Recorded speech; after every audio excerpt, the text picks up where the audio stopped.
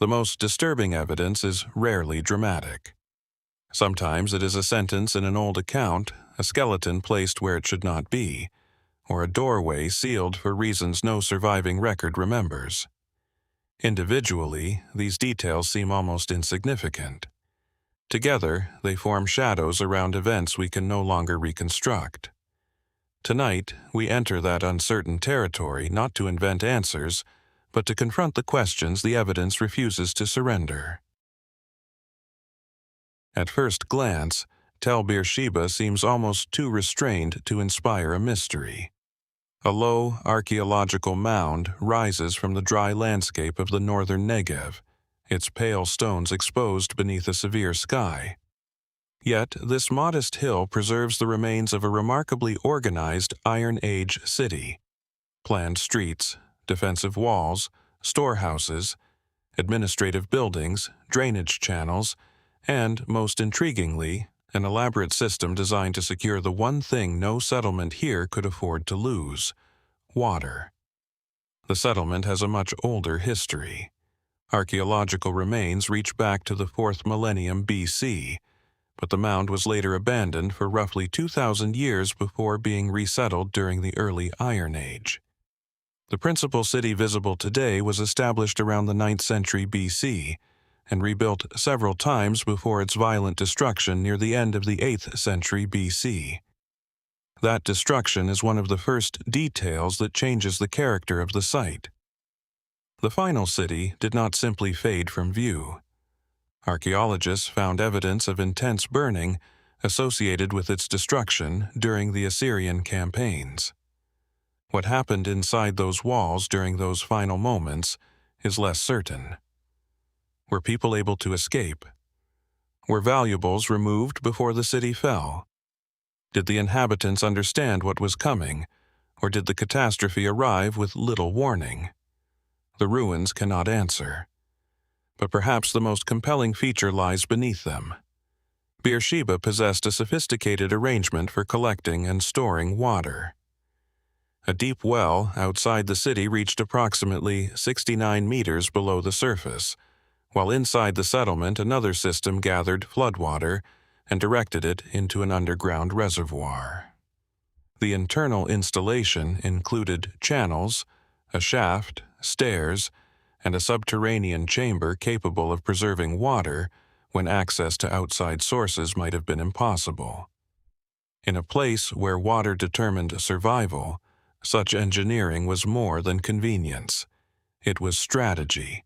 And the deeper one looks, the more deliberate the city begins to appear. Rainwater was collected from streets and buildings through plastered drainage channels. Water could be directed beneath the settlement and toward the storage facilities outside the main walls. The city itself appears to have been planned as a coherent urban system, rather than gradually assembled without design. UNESCO describes its Iron Age layout as unusually well preserved, with residential areas, streets, public spaces, administrative structures, and water infrastructure forming a remarkably organized whole. Yet, organization creates another mystery. Who possessed the knowledge to coordinate all of this? The city required surveying, hydraulic planning, labor, authority, and an understanding of the landscape precise enough to turn unpredictable seasonal water into something dependable.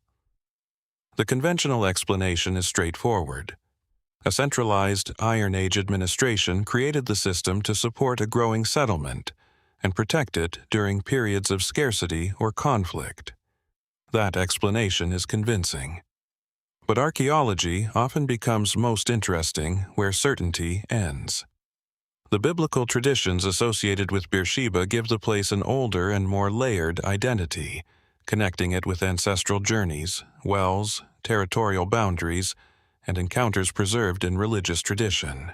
Archaeology cannot independently verify every episode described in those accounts, yet the physical importance of wells in the region is unmistakable.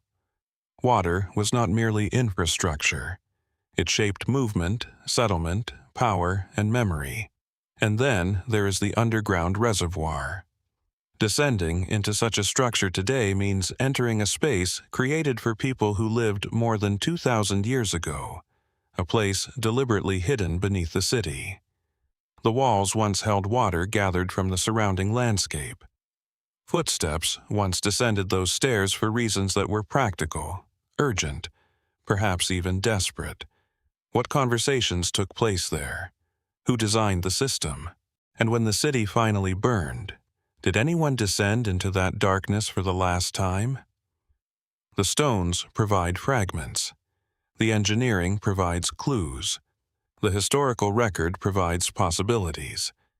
But somewhere between them remains a narrow space where certainty disappears, and perhaps that is where the most intriguing part of Beersheba still waits, beneath the streets of a city whose builders understood water extraordinarily well, yet left us with no complete account of the lives that depended upon it.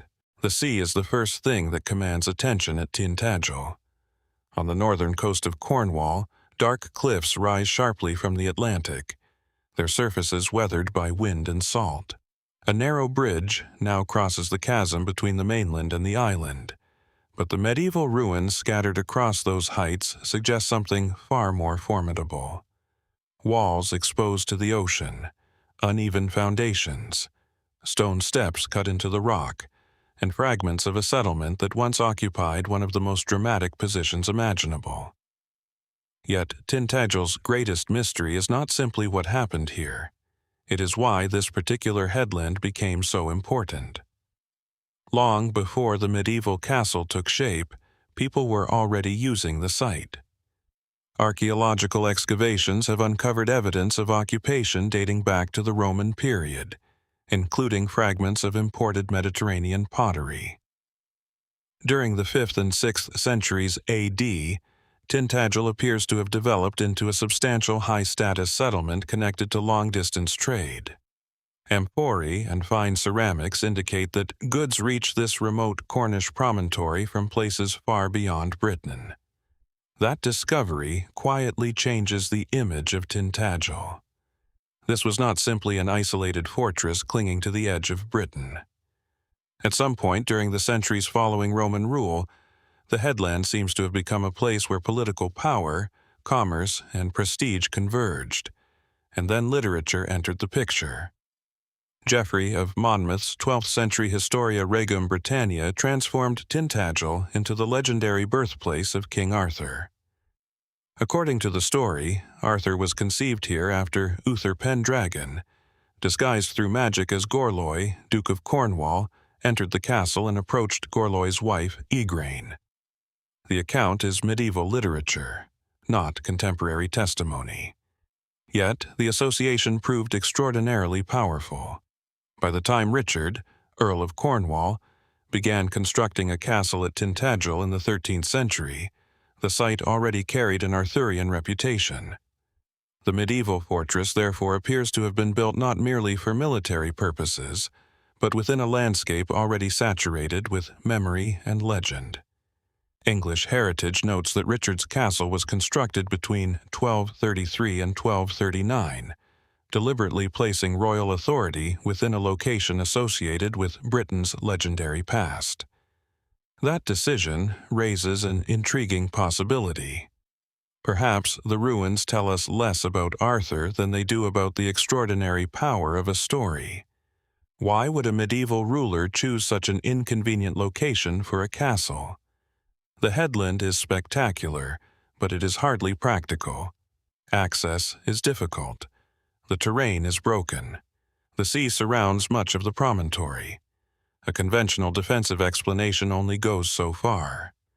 Symbolism may have mattered just as much as strategy, but Tintagel becomes still more interesting when the archaeological evidence reaches beyond the castle itself. Excavations have revealed traces of numerous structures dating to the post-Roman period, suggesting a settlement considerably more extensive than the surviving medieval ruins might imply. Archaeologists have identified buildings, walls, imported goods, and evidence consistent with an elite community. The presence of Mediterranean vessels is particularly significant because, Such objects imply connections extending across the sea at a time often portrayed as an age of fragmentation in Britain. Who lived here? A Cornish ruler, a regional dynasty, a political household whose influence reached far beyond the cliffs? There is no surviving inscription naming the people who occupied these buildings. No royal archive explains their ceremonies, alliances, or ambitions. Archaeology can reveal the scale and character of their world, but the voices themselves have disappeared. This silence has encouraged more speculative interpretations. Some have imagined Tintagel as a royal stronghold connected to the rulers of the ancient British kingdoms. Others have suggested that its position and imported goods indicate a major trading center with unusually broad Mediterranean contacts. More romantic interpretations have attempted to locate a historical Arthur behind the legend, while others regard the Arthurian connection primarily as a medieval invention that later became inseparable from the landscape. None of these possibilities can be demonstrated with certainty. What can be demonstrated is stranger in its own way. Tintagel was important before the castle that made it famous. Its significance was already centuries old when medieval builders arrived.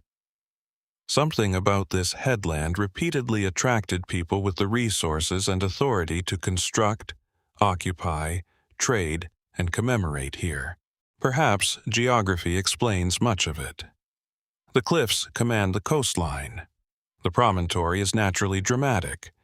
Its position may have offered both visibility and prestige. The sea also provided a route rather than merely a barrier, connecting Cornwall with distant shores. Still, standing among the ruins, practicality does not completely explain the atmosphere of the place. The broken walls seem almost secondary to the landscape itself. Below them, the Atlantic continues its ancient rhythm against the cliffs, indifferent to the names later attached to this rock. Arthur may never have stood here. He may belong entirely to the imagination of medieval storytellers. Yet, generations of people believed strongly enough in the power of the story to reshape the physical site around it. And that leaves Tintagel suspended between archaeology and memory. A trading center became a place of legend. A legend became a reason for royal architecture. The architecture became ruins, and the ruins, in turn, became evidence from which we attempt to reconstruct a world whose inhabitants left remarkably little written testimony. Perhaps the most haunting question is therefore not whether Arthur truly lived here.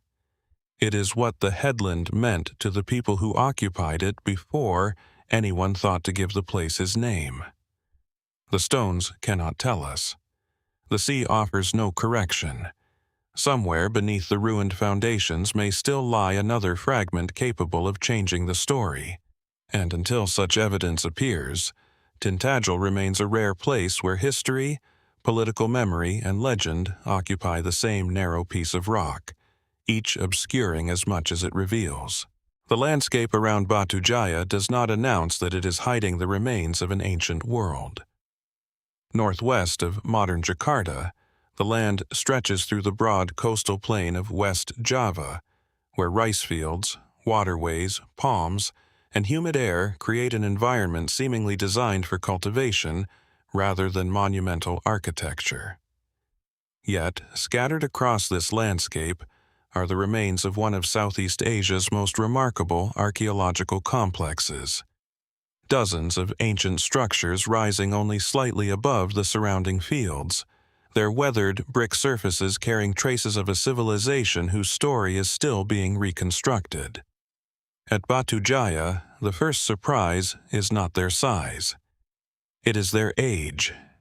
Archaeological research has established that the complex contains Buddhist structures known locally as Unur, artificial mounds covering the remains of ancient buildings.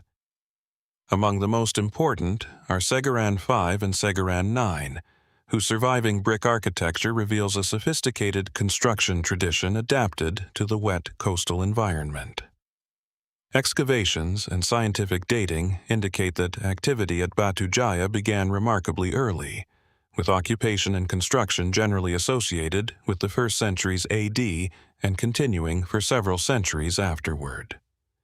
That chronology places Batujaya among the earliest known monumental Buddhist archaeological landscapes in Java.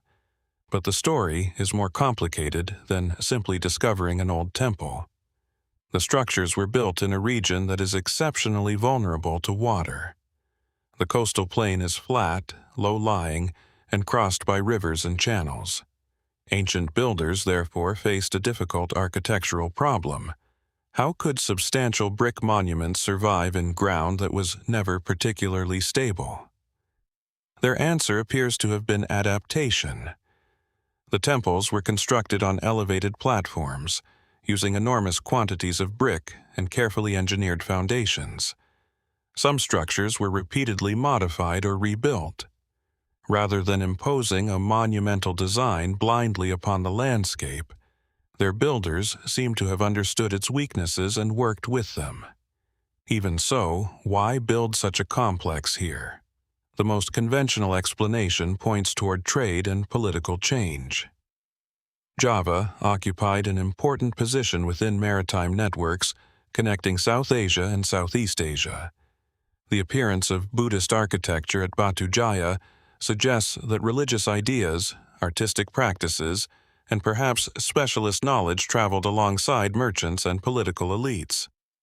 Yet, the archaeological evidence resists an overly simple narrative. Batujaya was not merely an isolated religious monument transplanted from elsewhere. Its architecture possesses distinctive local characteristics, while the materials and construction techniques reveal adaptation to the environment. The complex, therefore, appears to represent an encounter between imported religious traditions and indigenous architectural knowledge. And there is another unsettling feature. The landscape itself has changed. Coastlines shift. Rivers migrate. Sediments accumulate. Wetlands become fields. Places that once stood beside waterways may eventually find themselves surrounded by land. Over centuries, such transformations can erase the original geography of a settlement so thoroughly that archaeologists are left reconstructing an ancient environment from fragments. What did Batujaya look like when its temples were active? Was the surrounding plain cultivated, flooded seasonally, or crossed by waterways carrying people and goods toward the coast? And who exactly gathered here? The surviving structures provide no simple answer. Archaeologists have recovered ceramics, bricks, figurines, beads, and other material remains that help establish connections with wider cultural networks. Some discoveries point toward Buddhist ritual activity, while others reveal the ordinary processes of habitation and production. Batujaya was therefore more than a collection of sacred buildings. It belonged to a living landscape. That distinction matters. Ancient temples are often imagined as solitary monuments, frozen in ceremonial silence. Batujaya suggests something more dynamic, a place where ritual, commerce, craftsmanship, agriculture, and political authority may have intersected. There have also been more speculative attempts to interpret the complex as evidence of a far more sophisticated or mysterious civilization than conventional archaeology allows. Some enthusiasts have wondered whether Batujaya preserves traces of an unknown pre-Indianized culture, or whether aspects of its construction point toward forgotten technologies. Such ideas remain unsubstantiated, and there is no compelling evidence for an advanced, lost civilization behind the monuments. But rejecting an extraordinary explanation does not make the archaeological questions disappear. The legitimate mystery is already substantial. How did ideas travel so far? Who possessed the authority to organize large-scale construction? Why did this particular location become important? And what happened when the complex eventually ceased to function in the way its builders intended? The abandonment was not necessarily a single dramatic event. Archaeological landscapes often die gradually. Ritual practices change. Political centers shift. Trade routes are redirected. communities relocate. Structures deteriorate while new priorities take their place. At Batujaya, that process left the monuments partially buried beneath the soil.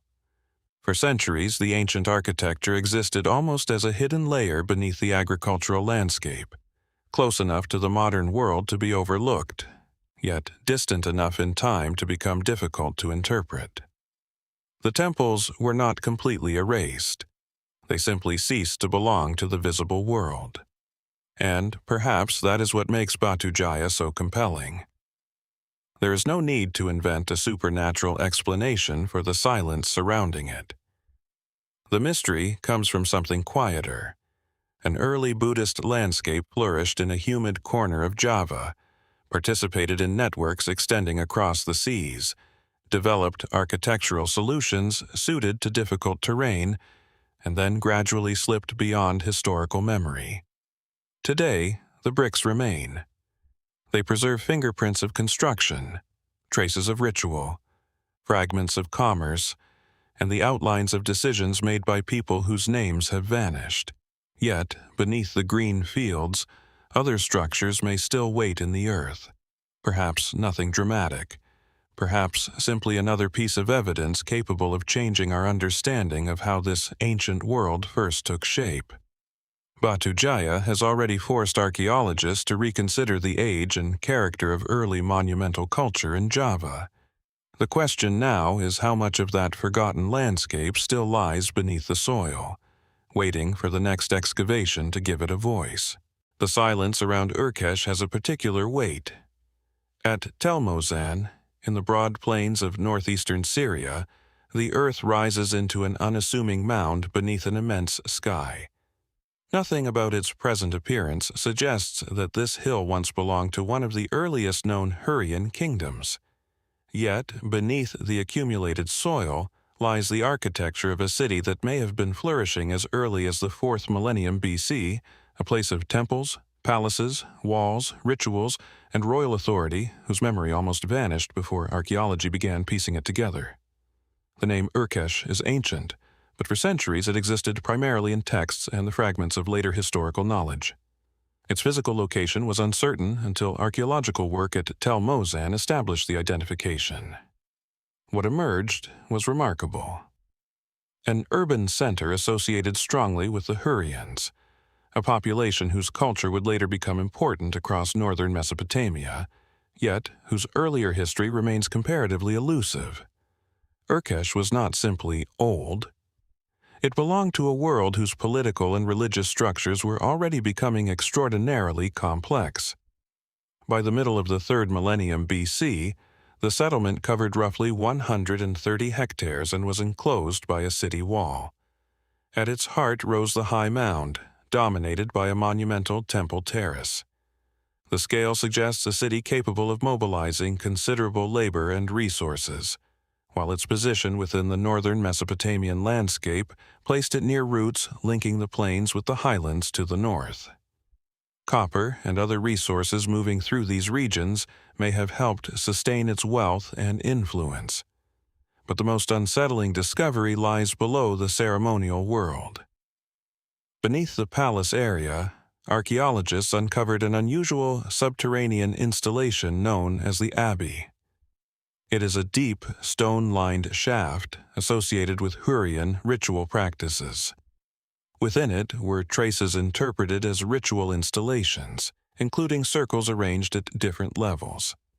Later, Hurrian religious texts, preserved in much later Hittite archives, describe rituals concerned with deities of the netherworld. Here, archaeology and ancient religion meet in an unusually tangible way. A person once descended into darkness beneath the royal city, not accidentally, but deliberately, into a space apparently created for ritual communication with powers associated with the world below. What exactly happened there? The evidence does not permit a complete reconstruction. The ABI has been interpreted as a place connected with necromantic or underworld rituals, but the precise ceremonies performed at Urkesh remain uncertain. Later texts offer clues, Yet applying descriptions written centuries afterward to a specific earlier installation requires caution. Still, the architectural idea itself is striking. The city above represented order: walls, streets, administrative buildings, royal rooms, monumental terraces. Beneath that order was a carefully constructed descent into darkness. Was this symbolic geography intentional? Did the Hurrians imagine the sacred world as vertically arranged, with the temple rising toward the divine and the Abi reaching toward the powers beneath human existence? Perhaps. The temple complex provides another layer to the puzzle. Temple BA stood upon a prominent terrace and underwent several phases of construction. Its earliest foundations have been traced remarkably far back, while later monumental rebuilding transformed the high mound into a commanding religious focal point. Archaeologists have associated the temple with Kumarbi, a major figure in the archaic Hurrian religious tradition. And then there are the lions. Bronze lion-shaped foundation objects associated with Urkesh were placed beneath temple structures as dedicatory deposits. One surviving example depicts the snarling forepart of a lion. Another related object carries an inscription identifying the temple of a deity. These were not decorative curiosities.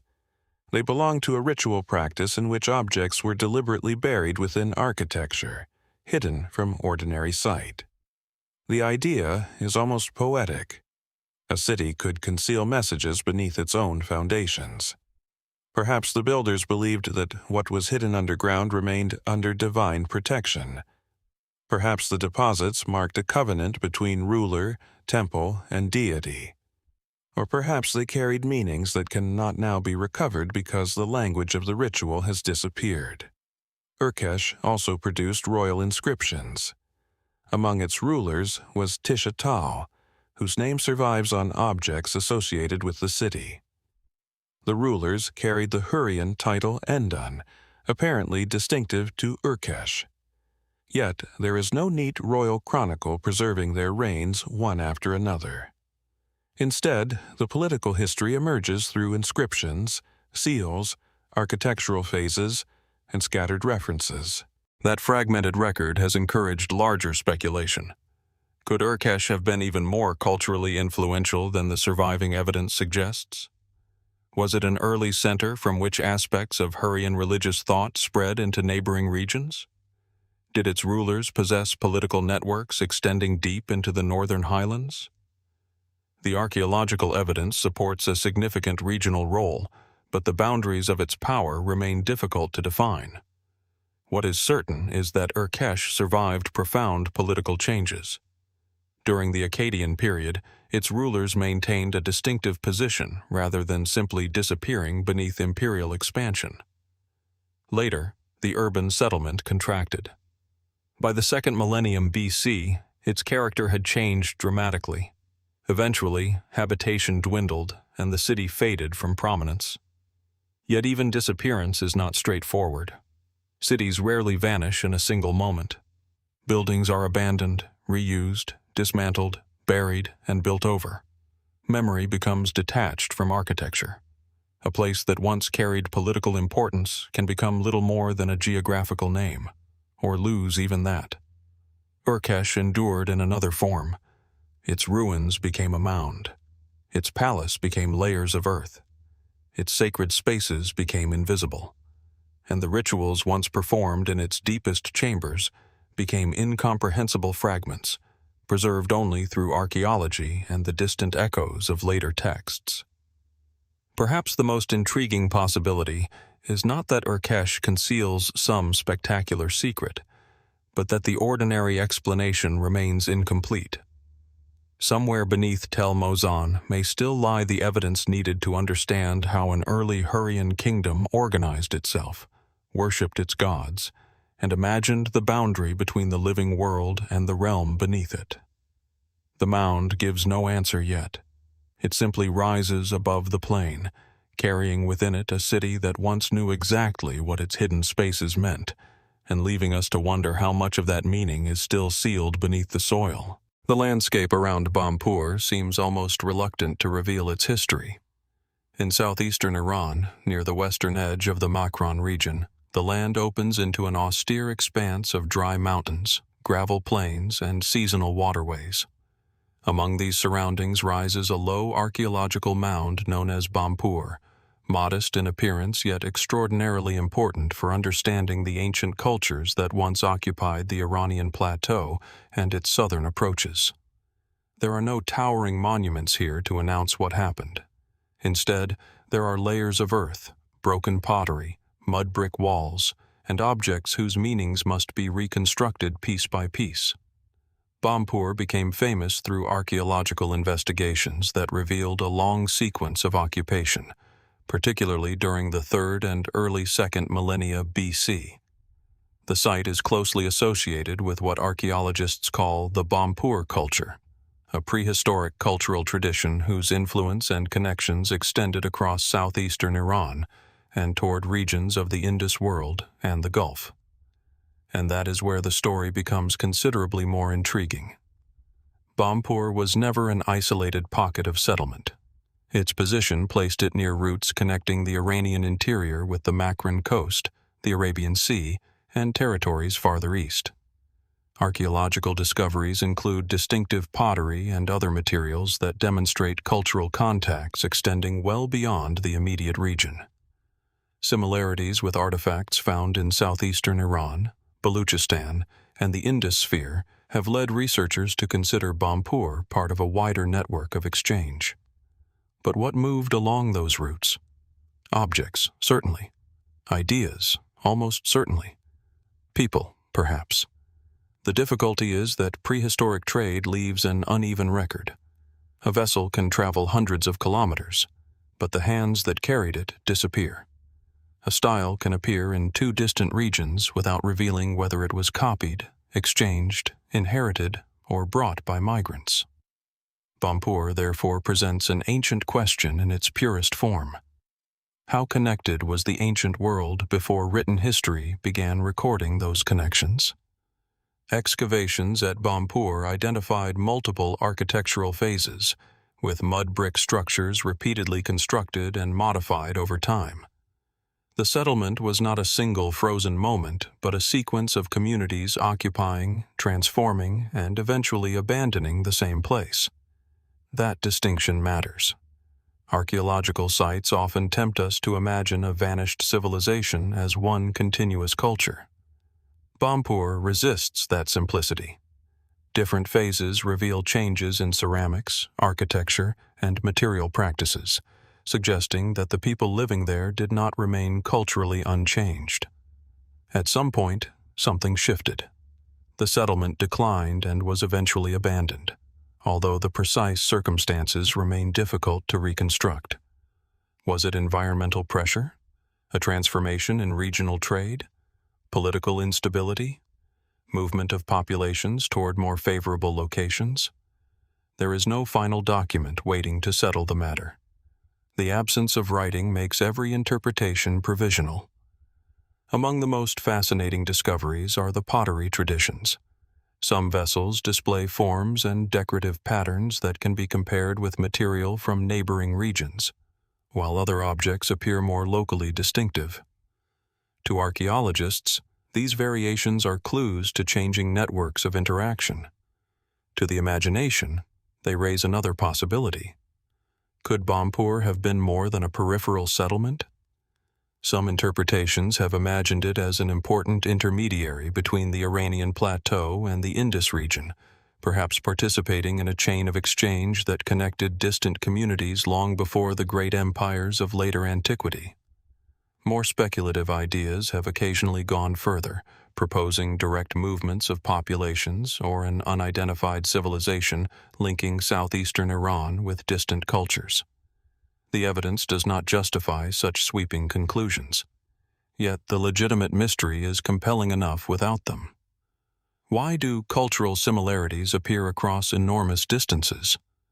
How much movement occurred along the ancient routes of Makran? And how many communities participated in these exchanges without leaving behind anything that can be confidently identified today? The geography provides part of the answer. Makran is not an easy landscape.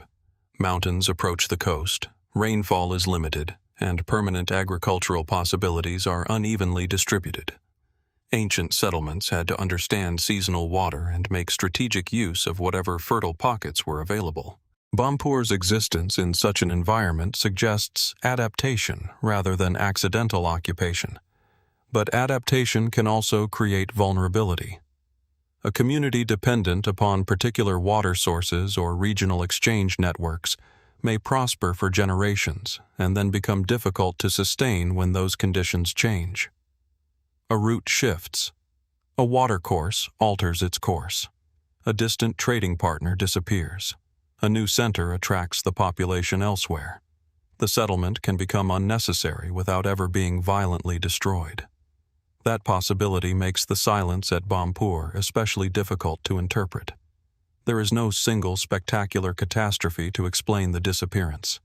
Instead, the archaeological record hints at transformation, a sequence of human decisions and environmental pressures whose combined effect eventually left the mound quiet. And yet Bampur was not forgotten immediately. The material buried within it preserved evidence of connections stretching across southeastern Iran and toward the great cultural zones of the ancient East. The pottery became a kind of archaeological language, allowing researchers to trace relationships that the people themselves never recorded in writing. Still, pottery cannot tell us what a merchant thought while crossing the Makran landscape. It cannot tell us whether a traveler arrived peacefully or under threat. It cannot reveal whether foreign objects were admired, traded, copied, or carried by families who had crossed enormous distances. Those human details have dissolved. What remains is a remarkable archaeological puzzle, a settlement positioned at a crossroads of ancient cultural interaction, possessing its own distinctive traditions while simultaneously displaying echoes of distant worlds. Perhaps Bampur's greatest secret is therefore not hidden inside one extraordinary object, but distributed across thousands of ordinary fragments. Each vessel, wall, tool, and buried layer records a tiny decision. Together, they suggest a society participating in a world far more interconnected than the barren landscape first appears to allow. And beneath the archaeological mound, other layers remain untouched. If they contain evidence of another migration, another trading connection, or another phase of settlement, the story of Bampur could become considerably more complicated.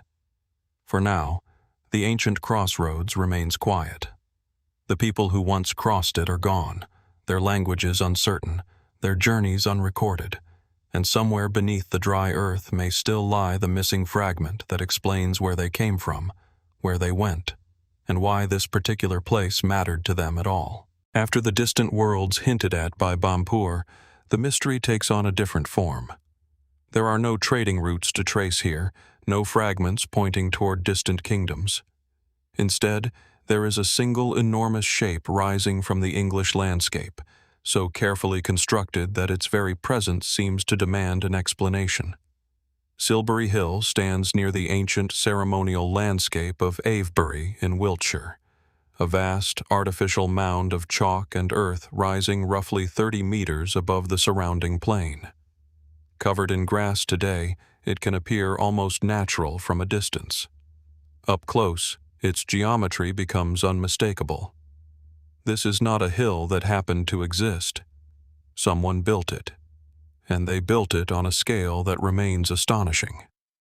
Constructed around 2400 BC, Silbury is the largest prehistoric artificial mound in Britain and one of the most substantial prehistoric earthworks in Europe.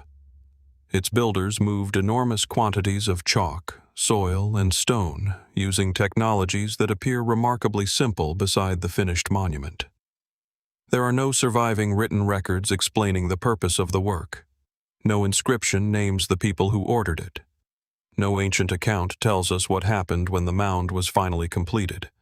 Only the monument remains. Its construction seems to have occurred in several stages.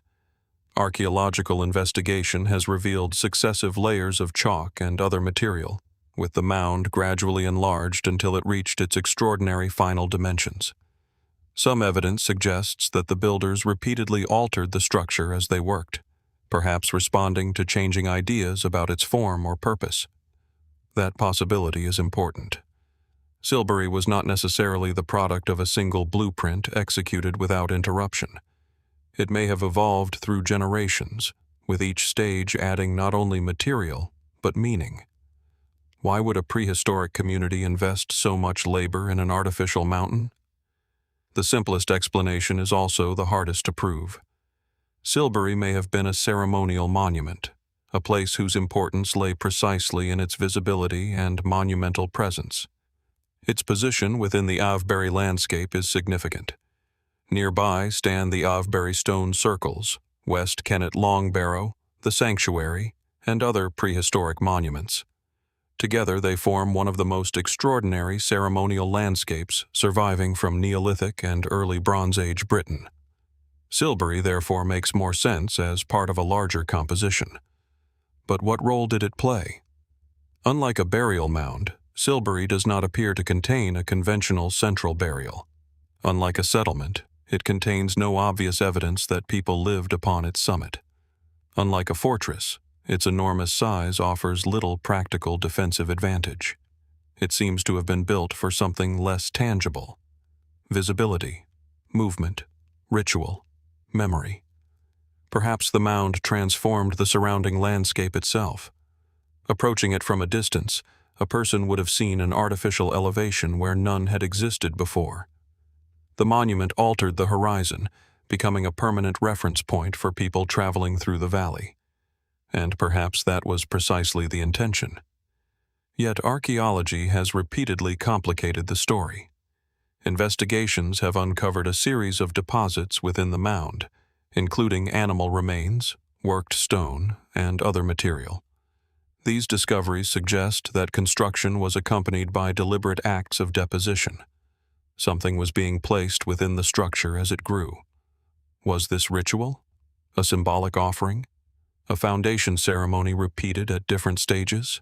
Or simply the debris generated by a large construction project? The distinction is difficult to establish after more than 4,000 years. Silbury has also attracted theories far beyond conventional archaeology. Some have imagined astronomical functions, suggesting that the monument's shape or position encoded observations of the heavens. Others have proposed that its summit once served as a ritual platform or viewing place. More imaginative interpretations have connected Silbury with fertility traditions, sacred mountains, or lost prehistoric cosmologies. None has produced decisive evidence. Yet dismissing every unusual interpretation would miss something essential. The monument clearly possessed symbolic importance. Otherwise, its enormous investment of labor would be difficult to explain. The unanswered question is not whether Silbury meant something. It is what. The engineering itself may be the most revealing clue. The builders did not simply heap earth into a pile. The mound contains carefully arranged layers and structural features designed to maintain its enormous form. Some slopes were reinforced, and the chalk was compacted and arranged systematically. The work required coordination between large numbers of people over an extended period. Imagine the social organization behind that effort. Who brought the workers? Who provided food? Who determined where the mound should stand? Who possessed the authority to persuade an entire community that this immense labor was necessary? A monument this large is also evidence of a society capable of collective purpose. Perhaps Silbury's true significance lies there. The mound may have been less a monument to an individual than a monument created through communal action. Its builders left no statues of kings, no palace, no written declaration of power. Instead, they left a mountain made by human hands. Then, sometime after its construction, the purpose faded. There is no clear historical moment when Silbury ceased to matter. The monument simply endured while the society that created it changed. Later generations may have looked upon the mound without knowing why it had been built. That uncertainty eventually produced its own mythology. Medieval and later traditions attached stories to Silbury, including tales of buried treasure and a mysterious king. Antiquarian investigations eventually turned the mound itself into an archaeological subject, sometimes with damaging consequences.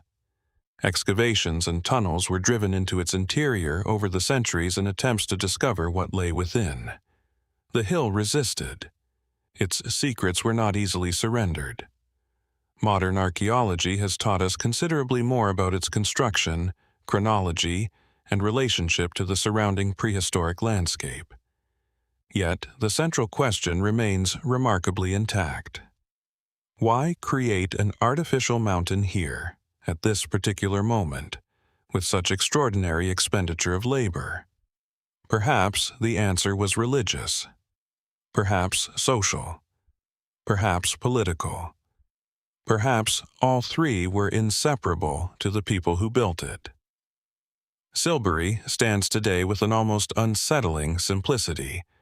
Grass covers the surface, roads pass nearby, fields continue their seasonal rhythms. The modern world moves around an object created when written history had not yet begun in Britain.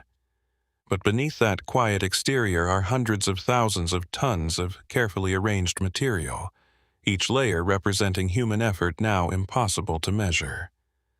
The builders knew what they were making. They knew why it mattered. And somewhere beneath the summit, perhaps, the final traces of that intention still survive, waiting for archaeology to determine whether Silbury was meant to represent a sacred mountain, a communal achievement, a monument to an unseen power, or something for which our modern vocabulary has no precise name. Silbury leaves behind a peculiar thought. How much can a civilization say without writing a single sentence? That question feels almost tangible at Muaro Jambi, where the forested landscape of central Sumatra conceals the remains of an immense ancient complex. Along the banks of the Batanghari River, earthen embankments, brick structures, ponds, canals, and temple foundations emerge through vegetation. The setting is tranquil today, but the scale of what once occupied this landscape suggests a place that was anything but insignificant. Muaro Jambi is generally associated with the medieval Malay world and is widely regarded as one of Southeast Asia's largest archaeological complexes. Its surviving remains extend across a vast area, containing numerous temple compounds known as Kandi, together with water management features, paths, walls, and traces of settlement. Much of the architecture was constructed from brick rather than monumental stone, giving the ruins an appearance that can seem deceptively fragile. Yet the landscape itself tells another story. This was not simply a collection of isolated shrines. The complex appears to have been integrated into a broader cultural and intellectual environment associated with the ancient Malay polity commonly identified as Srivijaya. Chinese and other historical sources describe a powerful maritime center in Southeast Asia whose influence extended across major trading networks. Muaro Jambi is frequently connected with that world, although the exact political relationship between the archaeological complex and Srivijaya remains an area of continuing scholarly investigation. The uncertainty is important. Archaeology rarely provides a neat label saying, "This was the capital," or "This building belonged to this ruler." Instead, researchers reconstruct relationships through architecture, inscriptions, ceramics, religious objects, environmental evidence, and comparisons with contemporary sites. Muaro Jambi offers an abundance of such clues. Among its most remarkable features are the brick temple compounds spread across the landscape. Some are surrounded by walls or embankments, while others are connected by paths and waterways. Excavations have revealed Buddhist imagery and inscriptions, confirming that religious activity was central to the complex. But perhaps the most intriguing element is its apparent connection with learning. Traditional accounts and archaeological interpretations have encouraged comparisons between Muaro Jambi and major Buddhist centers of scholarship elsewhere in Asia. Some scholars have proposed that it may have functioned as an important place of religious study, drawing monks and intellectuals into the Malay world. The possibility is extraordinary. Imagine the Batanghari River not simply as a geographical feature, but as an intellectual highway. Boats could carry people, manuscripts, ritual objects, and ideas through the region. A traveler arriving at Muaro Jambi may have encountered not only temples, but a community engaged with philosophical and religious traditions circulating across thousands of kilometers. How many texts were studied here? How many languages were spoken? How many teachings traveled outward from these brick compounds and disappeared into places archaeology has not yet identified? No surviving library has answered those questions, and that absence has encouraged speculation. Some modern interpretations portray Muaro Jambi as a vast, ancient university comparable to the great centers of learning elsewhere in Asia. The comparison is evocative, but the precise institutional structure remains uncertain. There is evidence for Buddhist religious activity and possible scholarly functions, yet the archaeological record does not provide enough information to reconstruct a university in the modern sense. Still, the idea may contain a kernel of truth. Ancient centers of Buddhist learning did not always resemble modern campuses. Religious study, ritual practice, residence, manuscript transmission, and philosophical instruction could exist within the same sacred landscape. Perhaps Muaro Jambi was precisely such a place. The waterways add another dimension. Canals and ponds appear throughout the archaeological landscape, suggesting deliberate management of water. Their exact functions varied, and not every feature can be confidently assigned a single purpose. Some may have supported ritual activities.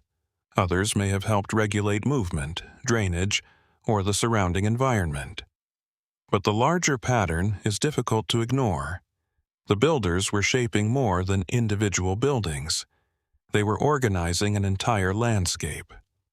That raises an uncomfortable question about what has disappeared. The surviving brick structures represent only what could withstand centuries of tropical weather, vegetation, reuse, and neglect.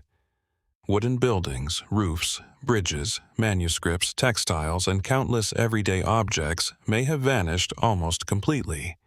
The visible ruins may therefore be only the skeleton of Muaro Jambi. Its living world has largely dissolved. Historical records suggest that the wider Malay region was deeply connected to maritime commerce, and archaeological finds at Muaro Jambi reinforce that picture. Ceramics and other imported objects indicate contact with distant parts of Asia. Such discoveries make it increasingly difficult to imagine ancient Southeast Asia as a collection of isolated cultures. It was a connected world, yet connections also create another mystery. What happened when those networks changed? By later centuries, Muaro Jambi declined as a major center. The reasons remain debated and were probably complex. Shifts in political power, changes in trade routes, transformations in religious practice, environmental pressures, and the changing fortunes of regional states may all have contributed. There may never have been a single fall. Perhaps the complex simply became less necessary. The temples remained while the people who maintained them moved elsewhere. Brick walls cracked. Vegetation reclaimed paths. Canals silted up. Sacred spaces became part of an ordinary forested landscape. Eventually, the monumental complex became something almost invisible. And yet the mystery of Muaro Jambi is not simply why it was abandoned. It is how much it once contained. A religious center, a possible place of learning, a node within maritime networks, and a carefully organized landscape all appear to have existed here. But the surviving evidence cannot yet reconstruct the full human story. There are no complete accounts of the students who may have traveled to the site. No catalog records the manuscripts once studied there. No surviving voice describes the ceremonies, debates, journeys, or private lives unfolding behind the brick walls. The river still runs nearby. It has witnessed kingdoms change, trading systems rearrange themselves, and centuries of human activity pass along its banks. Somewhere beneath the vegetation and soil, further structures may still lie concealed, perhaps ordinary remnants, perhaps evidence capable of altering our understanding of Muaro Jambi's true role. For now, the ancient complex remains suspended between what archaeology can establish and what the missing evidence allows us to imagine. And perhaps the most intriguing possibility is that the greatest discovery here will not be another temple at all, but something far smaller, a fragment of writing, a forgotten inscription, or an object capable of revealing who truly gathered beside the Batujaya River, and what they came here to learn. The mountain appears to have been opened by hand. Along the Kura River Valley in southern Georgia, a vast cliff rises above the surrounding landscape, its pale rock fractured by hundreds of chambers. Doorways emerge from the stone. Narrow passages disappear into darkness. High above the valley floor, openings mark the remnants of rooms that were once connected into a sprawling subterranean world. This is Vardzia. At first, it looks less like a monastery than an entire settlement carved into a mountain. The complex began in the 12th century during the reign of King George III, but its greatest expansion came under his daughter, Queen Tamar, whose reign is associated with the height of the medieval Georgian kingdom. Vardzia developed into a major monastic and defensive center, containing churches, chapels, living quarters, wine cellars, storage rooms, tunnels, and hundreds of rock-cut chambers. The mountain was not merely shelter, it was architecture, and the distinction matters. Unlike a conventional fortress built against a cliff, Vardzia was formed by excavating directly into the rock. Rooms were arranged across multiple levels, connected by passages and stairways. Water was brought into the complex through an elaborate system of channels, allowing inhabitants to survive without constantly descending into the valley. Such engineering suggests careful planning, but the mountain holds an older secret. Vardzia was never meant to remain exactly as it appears today. Originally, the complex was far larger. A devastating earthquake in 1283 caused a massive portion of the cliff face to collapse, exposing chambers that had once been hidden deep inside the mountain. What visitors see now is therefore partly an ancient architectural complex, and partly the consequence of a natural catastrophe that tore open its interior. The distinction is haunting. Before the earthquake, how did Vardzia appear? From the valley, the cliff may have seemed almost solid, concealing a densely inhabited monastery behind an unbroken facade of rock. Afterward, the mountain was suddenly opened, leaving rooms and corridors exposed to the sky. An entire hidden world became visible in a single geological moment. The complex was also vulnerable to human conflict. Vardzia stood in a strategically important region, and its religious significance did not protect it from warfare. In the 16th century, Persian forces attacked the site and plundered it. Eventually, the monastery declined, and the chambers that had once accommodated a substantial community became largely deserted. Yet, the most fascinating questions concern the people who lived there during its flourishing period. Vardzia is traditionally associated with Queen Tamar, and her reign has given the site an almost legendary status in Georgian history.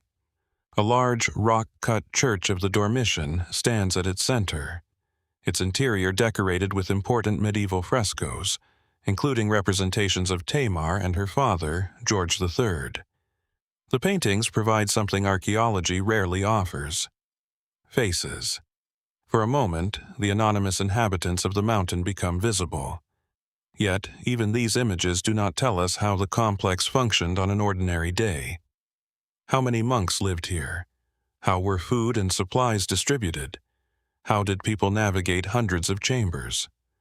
What happened when the mountain became crowded? And how did a community maintain such an intricate system of water, storage, worship, and movement inside solid rock? The practical explanation is impressive enough. But Vardzia has also attracted more imaginative interpretations. Some popular theories have suggested that the complex was designed primarily as an impregnable underground refuge, perhaps capable of sheltering an entire population during invasion. Others have imagined secret tunnels extending far beyond the known chambers, or proposed hidden spaces containing treasures connected with the Georgian royal dynasty. Such claims remain unproven. There is, however, a factual foundation for some of the fascination. Vardzia really did contain concealed passages, water channels, storage areas, and spaces whose original purposes are not always immediately obvious. The surviving complex is also incomplete. The earthquake destroyed sections of the architecture, while centuries of erosion and human activity altered others. What has disappeared may therefore be just as important as what survives. Perhaps certain rooms once contained wooden structures now completely gone. Perhaps passages continued into portions of the cliff that collapsed during the earthquake. Perhaps some chambers were never intended for everyday use at all, but for ceremonies whose meaning has faded with the community that performed them. The monastery's spiritual purpose provides another layer. For medieval Georgian monks, the mountain was not simply a convenient place to hide.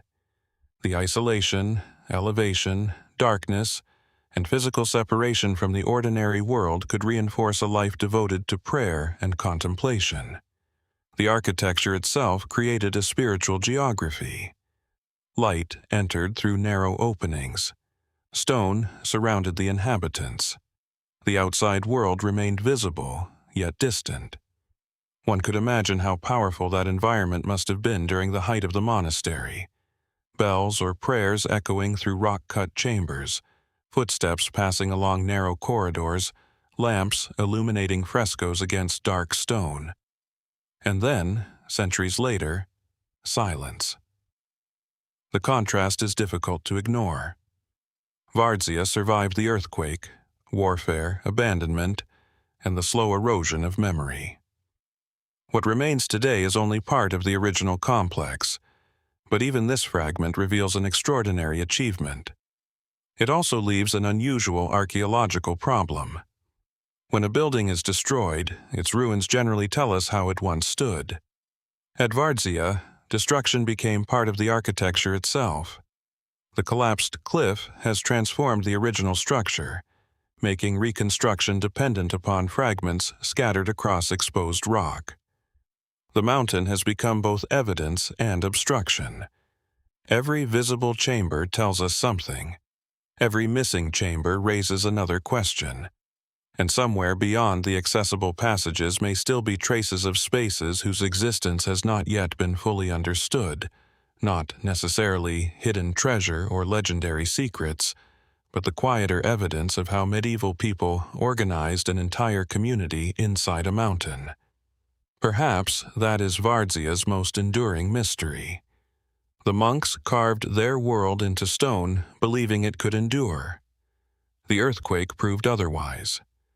What survived is enough to reveal their ingenuity, their faith, and their ambition, but not enough to restore the mountain exactly as they knew it. The exposed chambers remain open to the sky now, where once they were enclosed by rock. And as shadows move across the ancient walls, the unanswered question becomes almost physical. How much of Vardzia's original world was lost when the mountain opened, and what might still be concealed within the stone that remained? The jungle does not need to hide Koh Ker. Time has already done much of the work. In northern Cambodia, beyond the dense forests and seasonal pools of the countryside, enormous sandstone blocks rise through the vegetation. Broken lintels lie beneath roots. Carved figures have been separated from the temples that once framed them. And above the trees stands Prasat Tom, an immense seven-tiered pyramid whose geometric silhouette feels almost improbable against the surrounding green. It was once the center of a royal experiment. During the 10th century A.D., King Jayavarman IV moved the Khmer royal capital away from Angkor and established his power at Koh Ker. For several decades, this remote landscape became the heart of a kingdom. Temples, reservoirs, sanctuaries, roads, and other structures appeared across an extensive area, transforming what had been a relatively quiet region into a monumental royal complex. Then, just as abruptly, the court moved away. That simple historical outline conceals a much more interesting question. Why Koh Ker? The location seems inconvenient by comparison with the great urban landscape that would later surround Angkor. Yet, Jayavarman IV invested enormous resources here. Prasat Tam alone dominates the site with a pyramid rising roughly 36 meters above the ground, constructed from massive blocks of sandstone. Its 7 terraces create a striking vertical monument, unlike the more familiar temple forms associated with Angkor. The design was not accidental. Khmer temple architecture often translated religious ideas into physical space. Height could represent ascent toward the divine realm, while sacred enclosures and carefully aligned structures transformed architecture into a symbolic universe. At Koh Ker, that symbolism became unusually dramatic. The pyramid rises abruptly from the forest. What was a visitor supposed to feel approaching it? Awe, certainly, but perhaps also distance. The summit was not an ordinary viewpoint. It belonged to a sacred and royal environment in which architecture, kingship, and religion were deeply intertwined. The king's authority was expressed not simply through administration, but through the ability to reshape the landscape itself. Koh Ker therefore offers a glimpse into a period when political power could move an entire ceremonial world. Archaeologists have identified more than 100 monuments within the broader Koh Ker archaeological area, although many survive only as foundations or fragmentary remains. The complex included temples dedicated to different deities, reservoirs, roads, and habitation areas. Some structures were constructed during Jayavarman IV's reign, while others belonged to subsequent phases. The sheer number of monuments raises another puzzle. How large was the population supporting this royal center? Where did the workers live? How were enormous quantities of stone transported? And how did such an ambitious building program function in a region where maintaining water supplies was essential? The reservoirs provide part of the answer.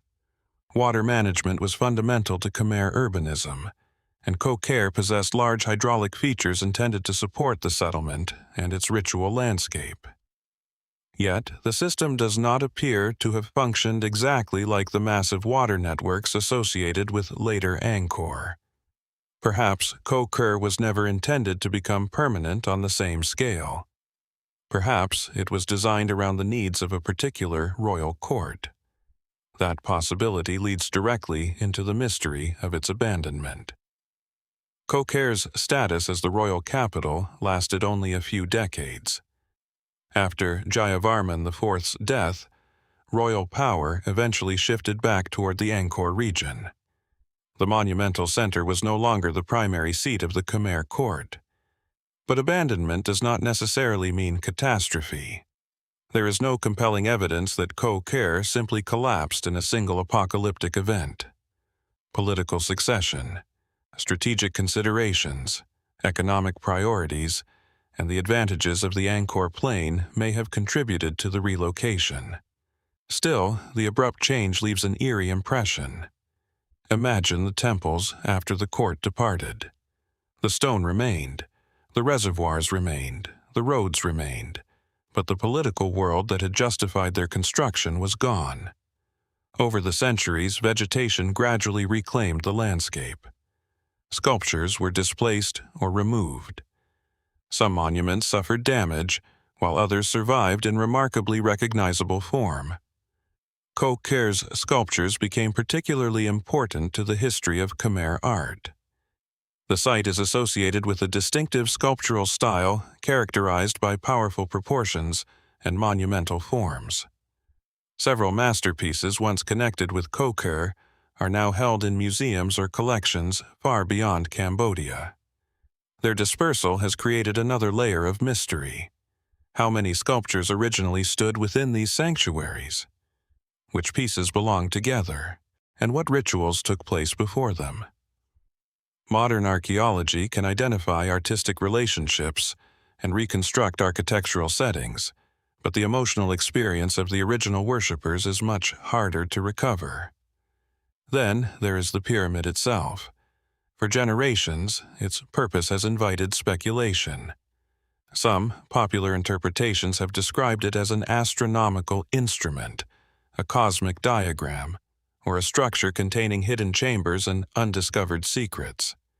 Others have imagined lost royal treasures concealed somewhere beneath the monument. These theories are intriguing, but evidence for elaborate hidden functions or secret chambers remains limited. The more grounded mystery is arguably more profound. Why did Jayavarman IV choose this architectural language? Why construct a pyramid so visually dominant in a relatively remote landscape? One interpretation connects the monument with the sacred mountain concept central to Khmer religious architecture. Another emphasizes royal ideology. The ruler created a monumental sacred center that physically demonstrated his authority. Perhaps both were inseparable. The king was not merely building a temple. He was constructing a world in which political legitimacy and sacred order reinforced one another. And Koh Ker preserves that ambition unusually well. The forest makes the ruins appear isolated today, but isolation is partly an illusion created by time. Ancient roads once connected the royal center with other settlements and regions. People arrived carrying materials, food, offerings, and messages. Craftsmen shaped sandstone. Priests conducted ceremonies. Officials administered the kingdom. The silence we hear now is therefore not the original atmosphere. It is what remains after the human machinery has disappeared. Koh Ker also reminds us how fragile a capital can be. A ruler can raise monuments intended to last for centuries, yet a political decision made only a generation later can leave them without their original purpose. Stone survives political ambition surprisingly well. The ambition itself does not. Today, Prasat Tam rises above the trees like a geometric remnant of a vanished order. Its terraces still climb toward the sky, while the forest presses quietly against the old ceremonial landscape.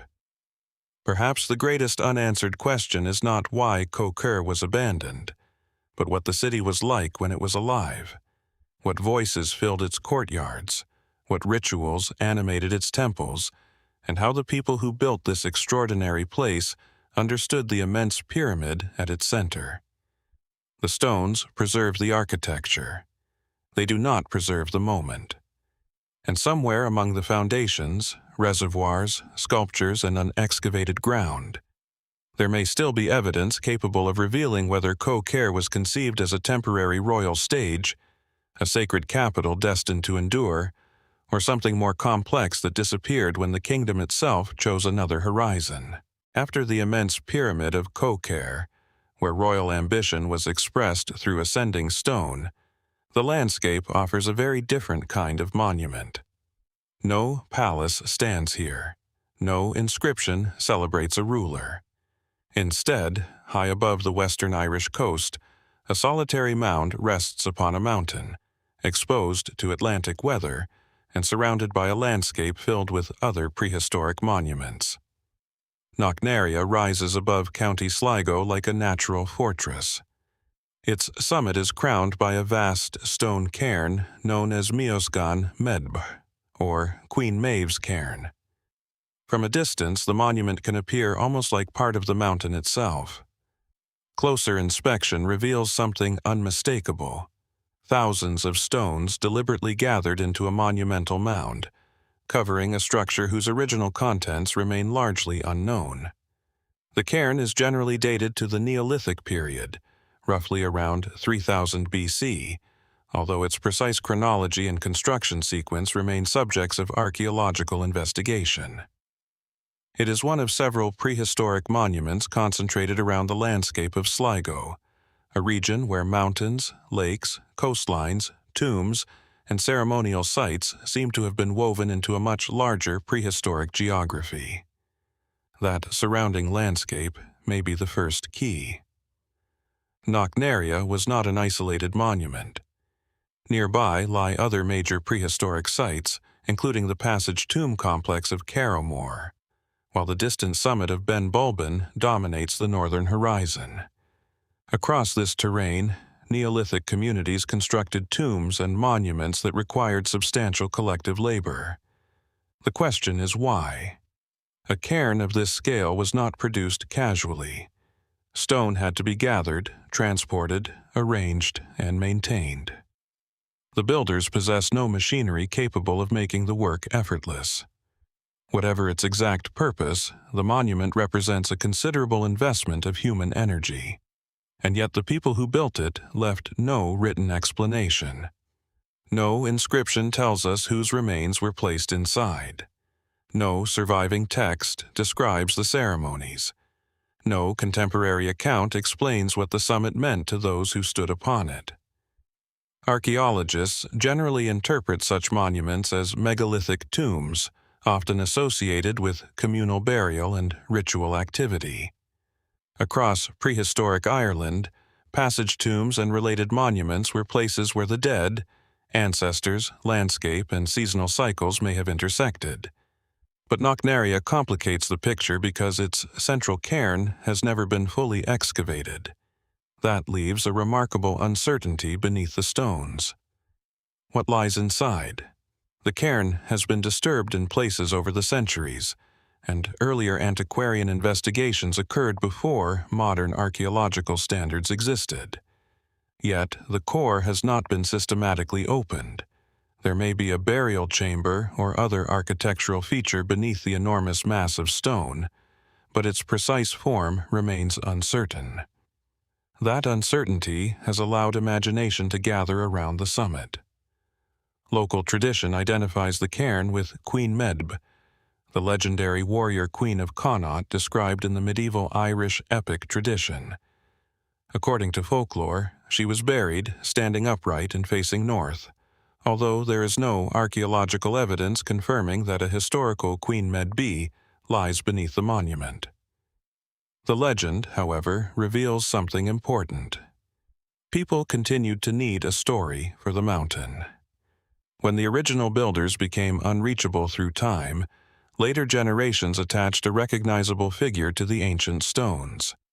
The monument acquired a name, a personality, and a narrative. But perhaps the older story was never about a queen at all. The Neolithic builders may have been concerned with ancestors, community identity, celestial cycles, or relationships between the living and the dead. The tomb could have served as a place where generations returned repeatedly, transforming burial into an ongoing social ritual. The mountain itself may have mattered. Its elevation makes the cairn visible across much of the surrounding region. A monument placed on such a summit becomes more than a container for the dead. It becomes a landmark, a statement embedded into the horizon. Imagine approaching Sligo thousands of years ago. Before roads, churches, or modern towns, the mountain would already have been there.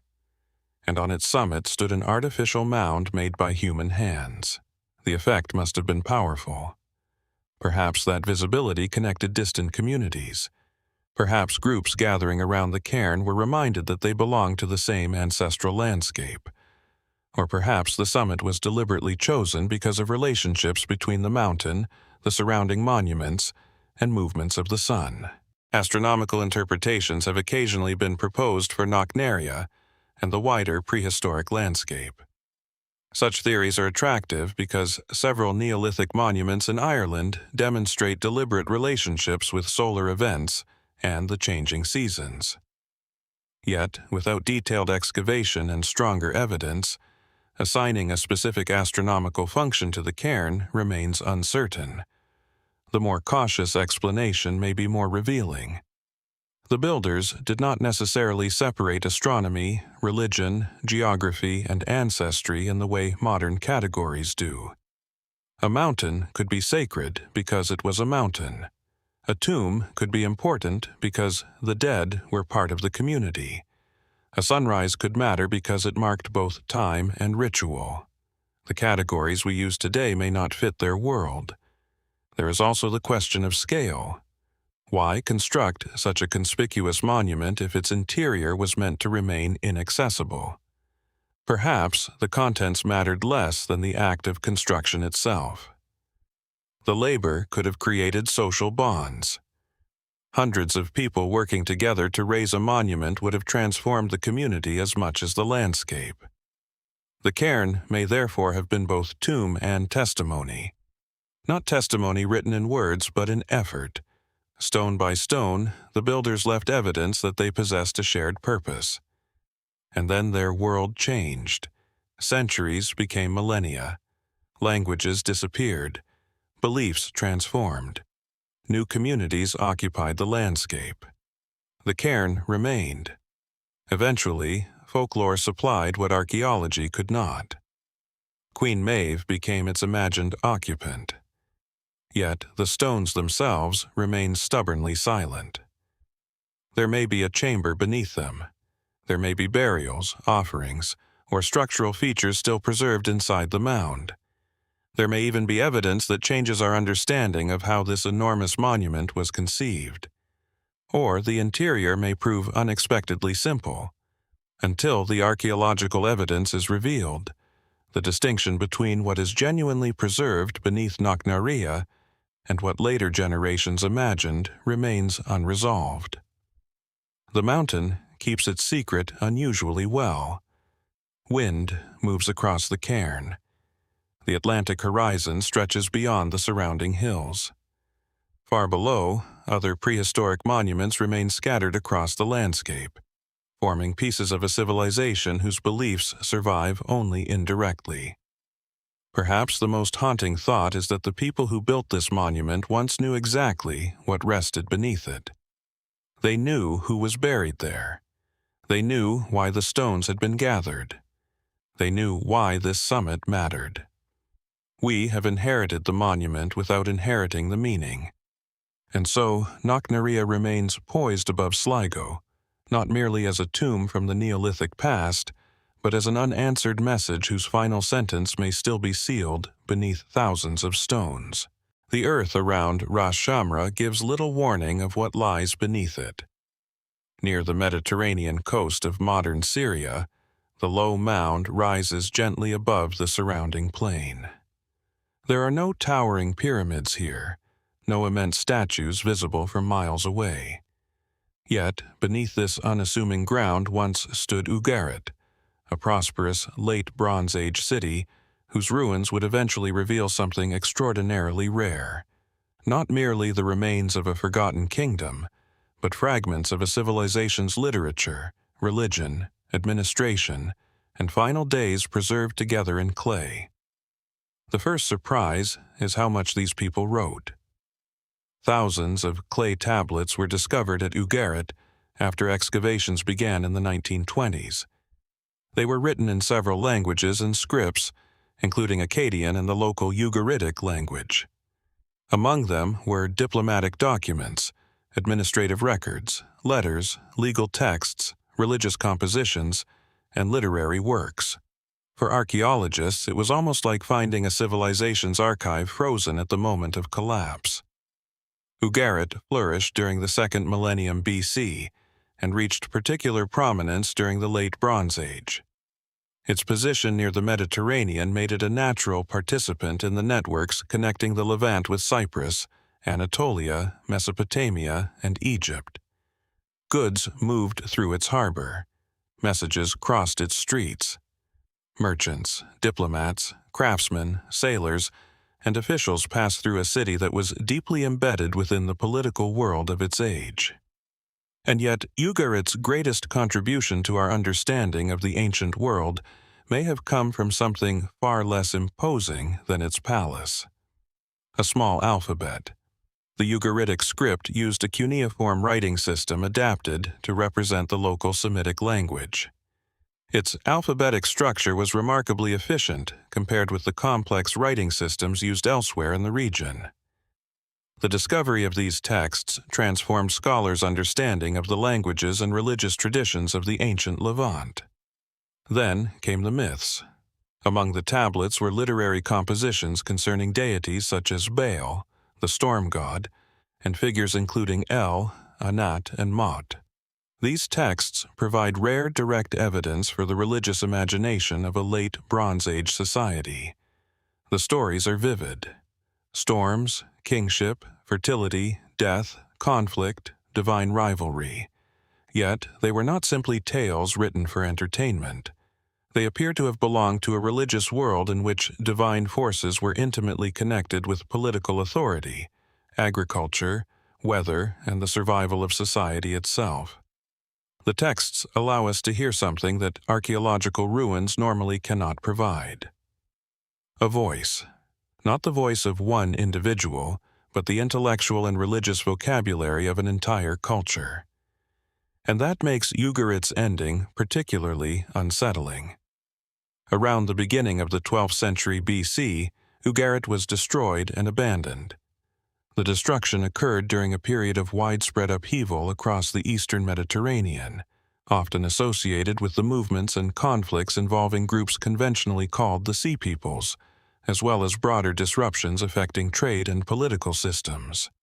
But the exact circumstances remain uncertain. Was Ugarit attacked by an invading force? Did internal instability weaken the kingdom first? Did famine or environmental stress contribute? Or did the collapse of long-distance trade make the city increasingly difficult to sustain? The archaeological record contains evidence of destruction, but it does not provide a complete narrative of the final days. Some of the most compelling clues come from the tablets themselves. Letters discovered at Ugarit describe growing anxiety and military threats during the final period. One famous correspondence from the city's final years conveys an atmosphere of crisis, with enemies appearing in the surrounding region while the kingdom struggled to respond. The documents feel remarkably immediate. These were not historians writing centuries afterward. They were people living through uncertainty. They did not know they were witnessing the final chapter of Ugarit. That is perhaps what makes the evidence so haunting. The city did not leave behind a polished account of its own destruction. It left fragments written by people who were trying to manage ordinary responsibilities while extraordinary events were unfolding around them. Then the writing stopped. Fires consumed buildings. Walls collapsed. The harbor ceased to serve the city. The tablets remained buried. For centuries, Ugarit disappeared from the historical landscape. Its rediscovery in the 20th century opened an unexpected window onto a world that had been almost completely silent. Naturally, the discovery encouraged more speculative interpretations. Some have proposed that Ugarit's texts preserve direct explanations for later religious traditions, or that the city's mythology represents an otherwise missing stage in the development of ancient Near Eastern beliefs. Others have attempted to connect the destruction of Ugarit with a single catastrophic invasion, presenting the city's final days as part of one vast, coordinated collapse. The evidence is more complicated. The end of the Late Bronze Age appears to have involved multiple interacting pressures rather than one universal cause. Ugarit's strategic position may have become a weakness when the networks that sustained it began to fracture. A city dependent upon distant relationships can be remarkably powerful. It can also become remarkably vulnerable. Ugarit reveals that contradiction with unusual clarity. Its prosperity depended upon connectivity. Its archives preserve evidence of correspondence extending across political boundaries. Its merchants participated in international exchange. Its scribes recorded languages and traditions from different cultural worlds. Then the network failed. And when it did, Ugarit could not simply continue as before. Perhaps the most fascinating discovery is therefore not a mythical tablet, or an exotic artifact, but the realization that the city's inhabitants were living within a highly interconnected system whose fragility they may not have fully understood. The final tablets became accidental time capsules. Because the city was destroyed and abandoned, documents that might otherwise have been discarded survived beneath the ruins. A letter written in haste, an administrative record, a religious poem, a royal communication. Ordinary pieces of a functioning civilization suddenly became evidence of its disappearance. Today, the ruins at Ras Shamra offer only fragments of the world that once existed there. The palace, temples, houses, and streets can be mapped. The language can be studied. The myths can be translated. But the final sequence of events remains incomplete. Who exactly entered the city? How rapidly did the destruction unfold? Did its inhabitants flee, fight, or simply realize that the world supporting Ugarit had ceased to function? And how much of the final story remains buried beneath ground that has not yet yielded its evidence? The clay tablets have already changed what we know about the ancient Mediterranean. Perhaps another fragment still waits among the ruins, one that could reveal the last decision made by Ugarit's rulers, the final message sent before the city fell silent, or the precise chain of events that turned a thriving international center into an archaeological ghost. Until then, Ugarit remains an unusual kind of mystery, a city that left us an extraordinary amount of written evidence, yet somehow failed to leave the one document we most want to read, the account of its final night. Ugarit left us words trapped in clay. Preah Vihear offers almost the opposite, a monument whose meaning is written into stone, yet whose full story remains remarkably difficult to recover. High upon the Dangrek Mountains, the temple seems to hover above the Cambodian plain. Long stone stairways climb through forest and rock, leading toward terraces, galleries, courtyards, and carved doorways. At the highest point, the land falls away dramatically, giving the sanctuary an extraordinary view across the lowlands below. The setting was never incidental. Preah Vihear was constructed as a Hindu temple dedicated primarily to Shiva, and its earliest foundations may reach back to the 9th century AD, with substantial development occurring under successive Khmer rulers. Unlike a temple complex designed around a single compact enclosure, Preah Vihear unfolds gradually along the mountain ridge. The journey upward becomes part of the architecture itself. You do not simply enter the temple, you ascend toward it. That arrangement reflects a wider religious concept within Khmer sacred architecture. The earthly landscape could be transformed into a symbolic path toward the divine. The mountain itself carried significance, while the temple's elevated position intensified the relationship between human space and the sacred realm. Yet, there is something unusual about Preah Vihear. Its remote location seems disproportionate to the monument's sophistication. Why invest such resources in constructing a major sanctuary on a narrow mountain ridge? The practical answer may lie partly in geography. The mountain provided a naturally elevated and visually commanding position, while the sanctuary could have served as an important religious center for communities across the surrounding region. But its isolation may also have been precisely the point. The climb separates the visitor from ordinary life. Each successive terrace narrows the distance between landscape and sanctuary. Decorative lintels depict Hindu religious imagery, while architectural elements reveal the craftsmanship of Khmer builders working across generations. Then, history complicates the picture. Preah Vihear did not exist in a political vacuum. The surrounding frontier became contested in later centuries, and in the modern period the temple became the focus of a serious territorial dispute between Cambodia and Thailand. In 1962, the International Court of Justice ruled that the temple was situated under Cambodian sovereignty. Further disputes persisted, and the area experienced periods of military tension, particularly during the late 2000s and early 2010s. That modern history can easily overshadow the older mystery. But beneath the political boundaries lies a much older question. What made this mountain sacred enough to justify such an extraordinary ascent? The temple's architecture offers clues, but not a complete answer. Some interpretations emphasize its connection to Shiva and the sacred mountain concept, suggesting that the sanctuary represented a terrestrial counterpart to the divine mountain. Others focus on its role within the wider Khmer political system, where monumental temples could reinforce royal authority and religious legitimacy. Neither explanation necessarily excludes the other. For an ancient ruler, sacred geography and political power were often inseparable.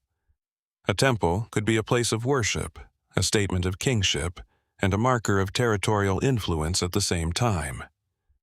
Preah Vihear also contains architectural details whose precise meanings are not always certain.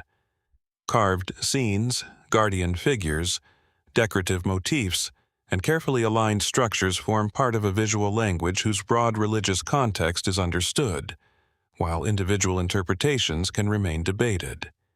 And, as with many ancient sanctuaries, later alterations obscure the original sequence.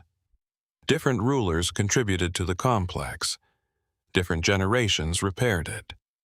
Different religious communities may have experienced the mountain in different ways. The temple we see today is therefore not the creation of one moment. It is an accumulation. Stone placed upon stone. Ritual layered upon ritual. Memory reshaped by political change. More speculative interpretations have occasionally imagined hidden chambers, secret passages, or concealed treasures somewhere within the mountain complex. Such ideas have little firm archaeological support, although the dramatic terrain naturally encourages them. The real unknowns are subtler: how the sanctuary functioned day by day, who traveled there, what ceremonies occurred along its ascending route, and how much of the original landscape has disappeared. The mountain itself may hold part of that answer. Water systems, roads, settlements, and approaches surrounding ancient sanctuaries are often essential to understanding them, yet many such features are harder to preserve than stone architecture. What appears today as an isolated temple may once have belonged to a much more active landscape. Imagine the approach centuries ago. Pilgrims climbing toward the summit. Officials carrying offerings. Craftsmen repairing carved stone. Priests preparing rituals within the sanctuary. Below them, the plains stretching toward distant settlements. The temple would have appeared less like a ruin and more like the center of an ordered world. Then the political center shifted. The Khmer Empire transformed. Religious practices changed. Other cities gained prominence. Preah Vihear remained, but its original networks of power and pilgrimage gradually weakened. The stone survived the people who understood its complete meaning. That is perhaps why the temple feels so enigmatic today. Nothing about it is truly silent. Its carvings speak through symbols. Its stairways reveal intention. Its position announces power. Its architecture preserves centuries of religious thought. Yet the most intimate details have disappeared. We do not know the private words spoken by pilgrims at the summit. We cannot reconstruct every ceremony. We cannot know whether the mountain inspired fear, devotion, wonder, or all three.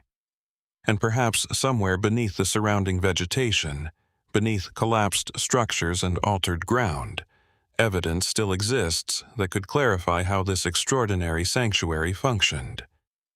Preah Vihear remains poised above the landscape, neither completely mysterious nor completely understood. Its stones tell us why the mountain mattered. They have yet to tell us everything the people who climbed it believed they were approaching. Preah Vihear leaves us with a question written into elevation. Why did ancient people choose certain landscapes as sacred? At Mundigak, the question becomes older, quieter, and far less familiar.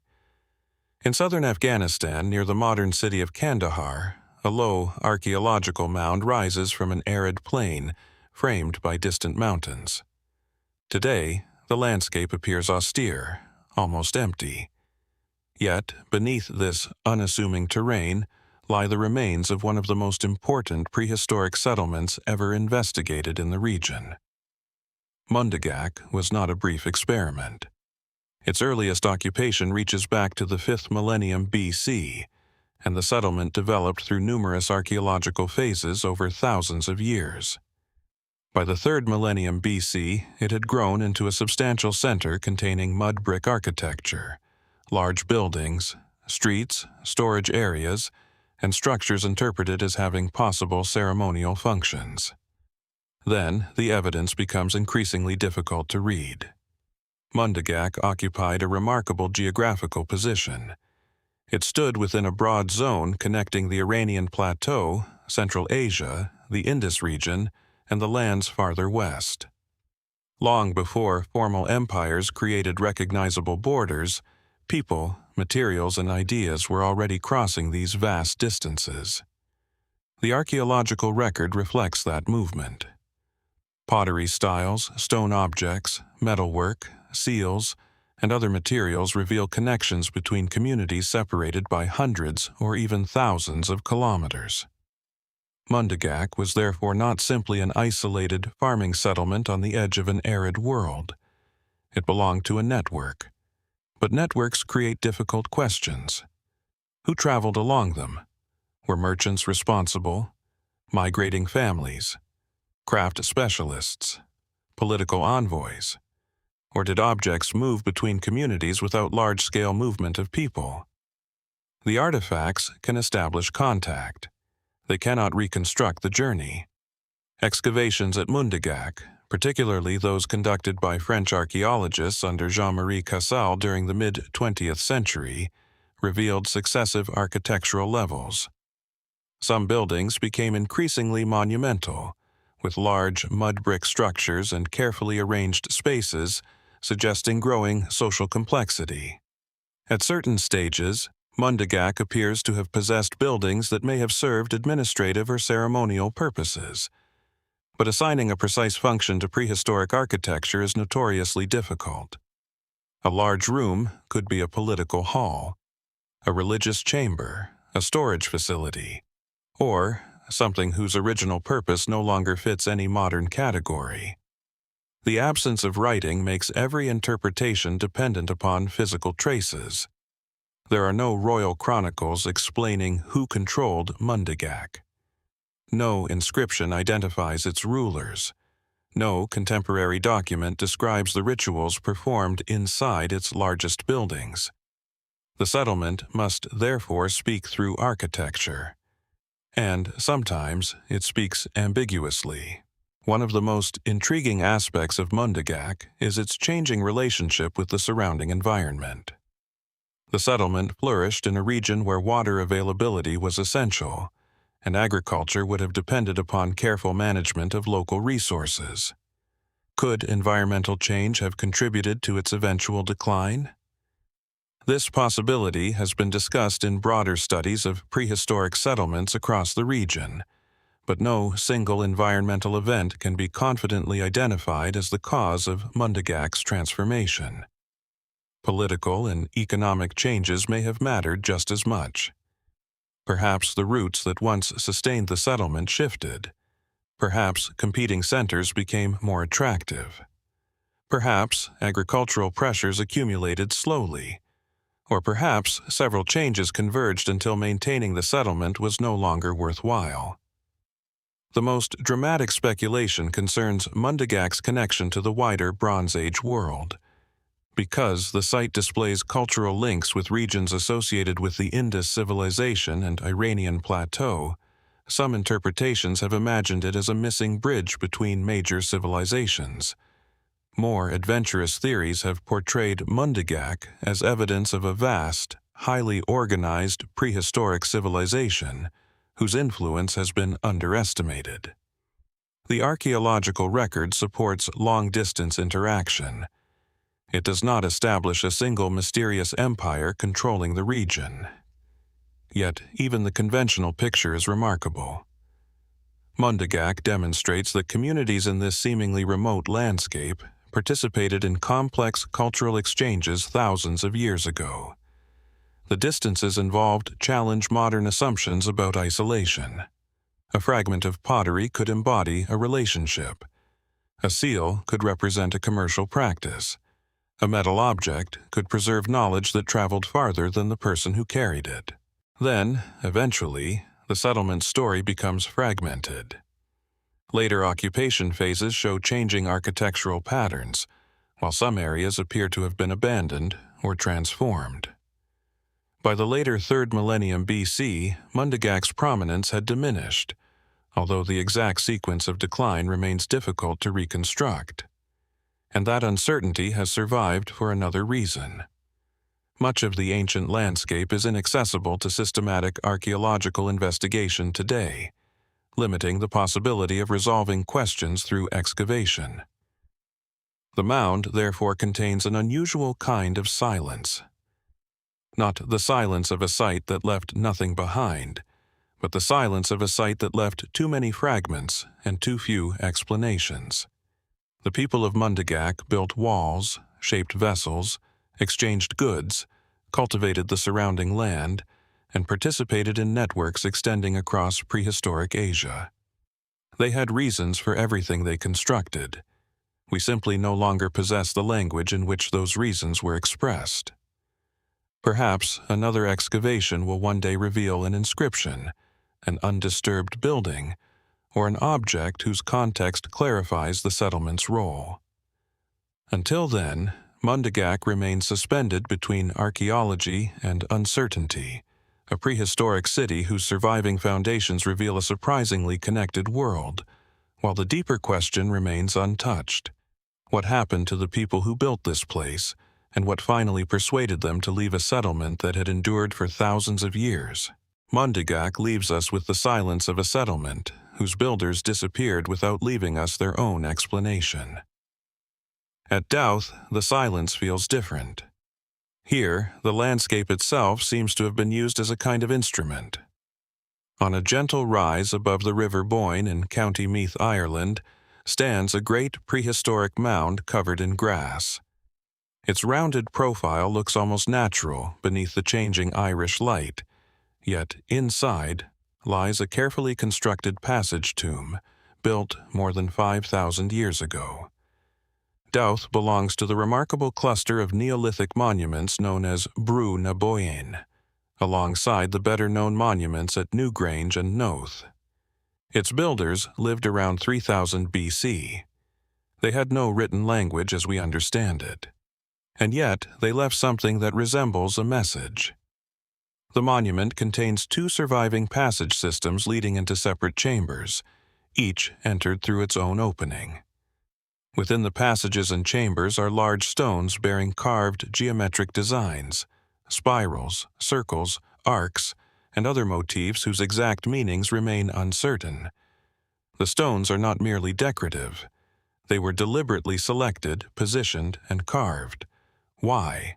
That question becomes more compelling when light enters the story. Dowth is particularly associated with the winter sun. Around the winter solstice, sunlight enters one of the passages and reaches the inner chamber, illuminating the interior at a precise seasonal moment. The phenomenon is less dramatic than the famous illumination at Newgrange, but it demonstrates something important.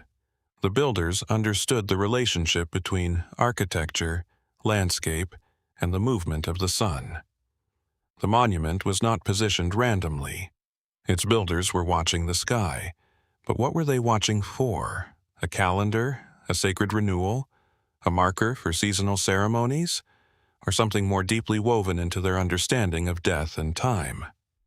Archaeologists generally interpret passage tombs like Dowth as communal burial monuments and ceremonial places. Human remains have been discovered within the wider Brú na Bóinne complex, and the chambers were clearly associated with activities surrounding the dead. Yet, calling Dowth simply a tomb may be too narrow. The effort required to construct it was immense. Huge stones had to be transported and arranged. The mound had to be built. Passageways had to be planned. The interior chambers had to remain structurally stable beneath enormous weight. This was architecture designed to outlast its creators. And it did. For thousands of years, Dowth remained embedded in the landscape while generations came and went. The carvings provide another clue and another problem.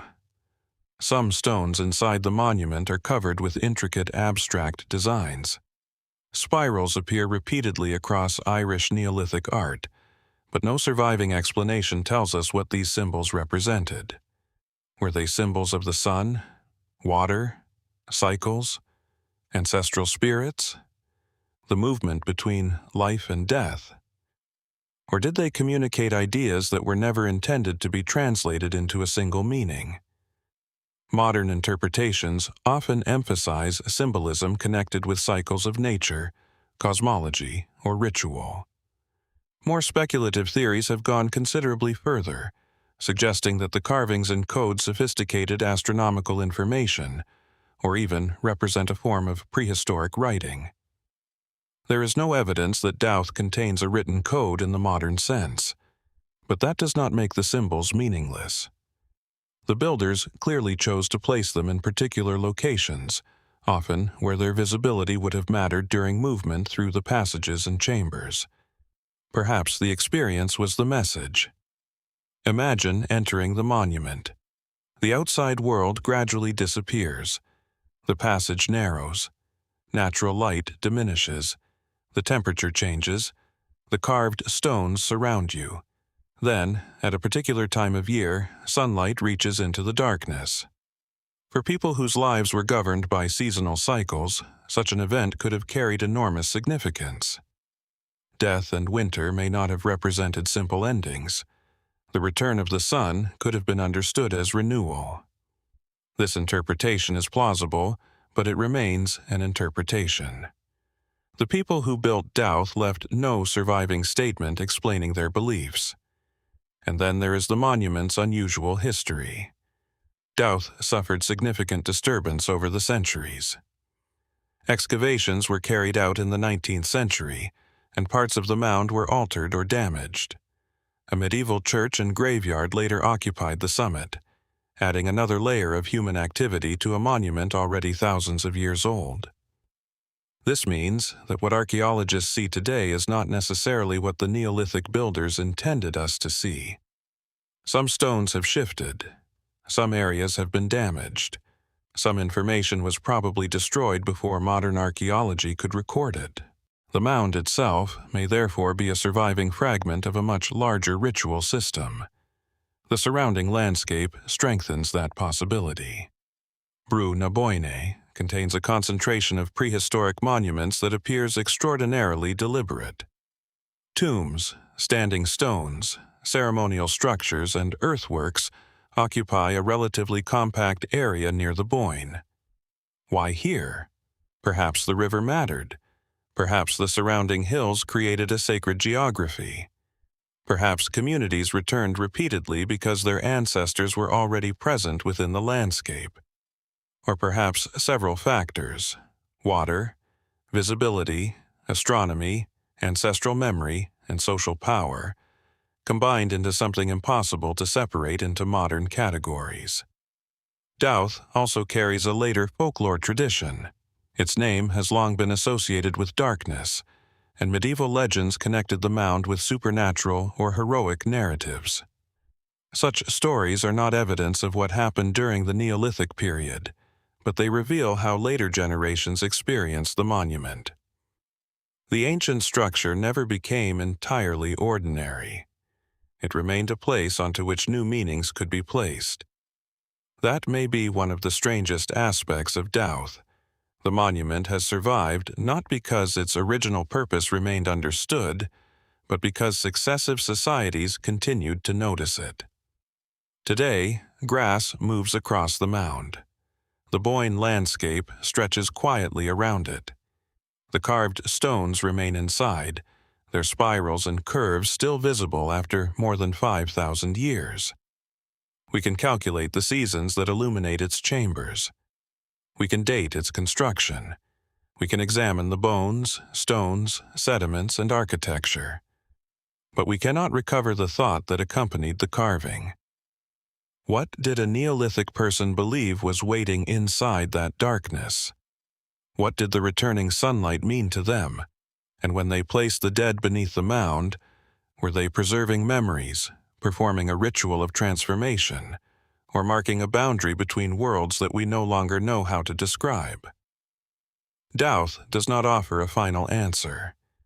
It offers something more elusive, a carefully engineered encounter between darkness, stone, death, and sunlight, preserved across 5 millennia.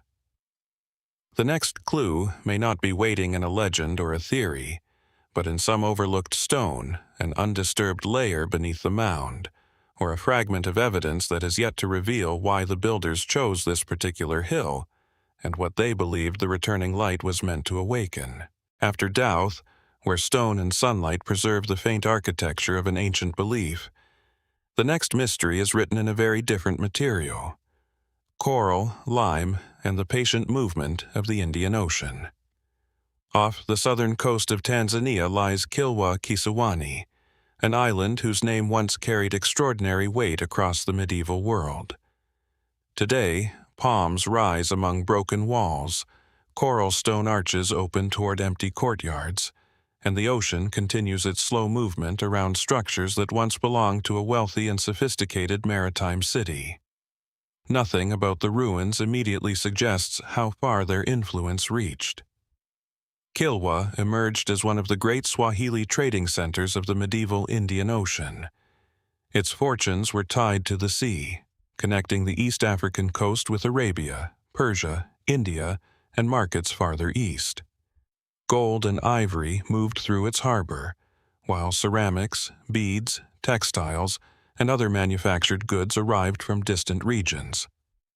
The city prospered not because it stood at the edge of the known world, but because it stood within a vast network. Its most impressive remains belong to that period of prosperity.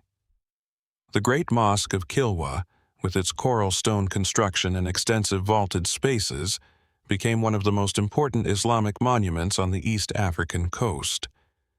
Nearby, the ruins of Husuni Kubwa reveal the ambition of Kilwa's rulers, a monumental palace complex containing courtyards, chambers, terraces, and views toward the sea. The scale is striking. So is the material. Coral stone may appear delicate compared with the great masonry traditions of other civilizations, yet it proved remarkably durable when carefully shaped and combined with lime mortar. Kilwa's builders transformed material gathered from the coastal environment into architecture that announced wealth, religious devotion, and political authority. But where did that wealth come from? Medieval accounts provide part of the answer. When the Moroccan traveler Ibn Battuta visited Kilwa in the 14th century, he described a prosperous Muslim city and praised its ruler. His account confirms something the ruins already suggest. Kilwa had become an important center of commerce and political power. Yet, the archaeological evidence reveals a more complicated story than the image of a city suddenly becoming wealthy through overseas trade. Kilwa developed gradually. Its prosperity rested upon local communities, maritime knowledge, agriculture, fishing, craftsmanship, and networks extending deep into the African interior. The ocean connected Kilwa to foreign markets, but the resources that made its trade valuable were ultimately rooted in Africa. That distinction matters. For centuries, outside observers often described the Swahili coast through foreign influence, as though its cities could only be explained by settlers arriving from Arabia or Persia. Archaeology has complicated that picture. The Swahili urban world was deeply African, while simultaneously cosmopolitan, Muslim, and commercially connected across the Indian Ocean. Kilwa was not an isolated outpost of another civilization. It was its own world, and that world leaves behind an intriguing question. How did people on a relatively small island coordinate such extensive commercial relationships? The answer may lie partly in the organization of the city itself. Warehouses, houses, mosques, palaces, wells, streets, and harbor facilities formed an urban environment adapted to maritime commerce. Imported ceramics found at the site reveal connections extending across the Indian Ocean, while local pottery and other remains demonstrate the importance of regional production. Every fragment carries a journey. A ceramic bowl may have crossed thousands of kilometers. A coin may have passed through several hands before reaching Kilwa. A piece of glass or beadwork could represent a chain of exchanges impossible to reconstruct completely. And somewhere along those chains, information traveled too. Languages, religious ideas, architectural styles, stories, techniques. The Indian Ocean was not merely carrying objects, it was carrying worlds. Kilwa's rulers understood the power of that connectivity. Monumental construction transformed commercial wealth into visible authority. The Great Mosque expressed religious identity, while palace complexes such as Husuni Kubwa projected status on an extraordinary scale. Yet, the ruins leave us uncertain about how ordinary people experienced this prosperity. What did the harbor sound like at its busiest? How many languages could be heard along its waterfront? What did merchants see when ships arrived after months at sea? And how much of the city's population ever entered the monumental spaces that dominate archaeological attention today? The missing answers are part of the mystery. Then, during the 16th century, the balance changed dramatically. Portuguese forces reached the East African coast and attacked Kilwa in 1505. The arrival of Portuguese power disrupted established commercial and political structures throughout the region. Kilwa's importance declined, and the great buildings gradually ceased to function as they once had.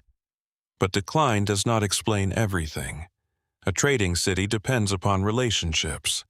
Change the routes, the political alliances, the security of the sea, or access to inland resources, and the entire economic structure can weaken.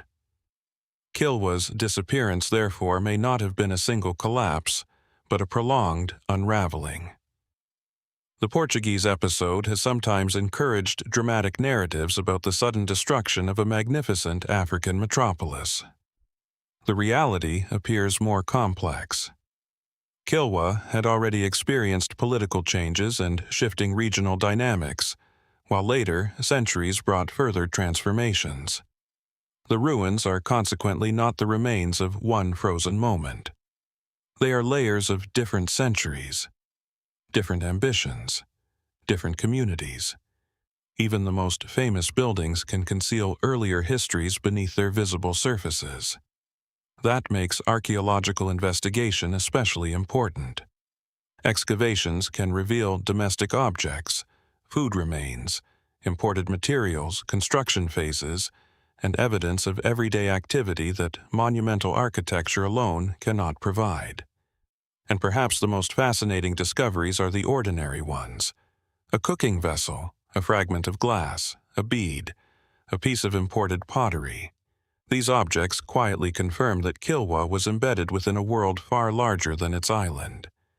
Some more speculative interpretations have imagined Kilwa as an almost mythical center of unimaginable wealth, sometimes exaggerating its connections with distant civilizations, or treating every foreign artifact as evidence of an unknown population controlling the city. The archaeological record does not require such explanations. Its real story is already remarkable. African merchants and craftsmen participated in an international maritime economy centuries before European colonial domination of the region. Kilwa's wealth demonstrates the sophistication of these networks without requiring a hidden civilization behind them. Still, mysteries remain. The full extent of the ancient settlement has not always been easy to reconstruct. Coastal erosion, environmental change, later occupation, and centuries of disturbance have altered the archaeological landscape. Some evidence may have been lost to the sea itself. How much of Kilwa's original waterfront has disappeared? How many buildings once stood beyond the surviving ruins? How many records were written on materials that could never survive the tropical climate?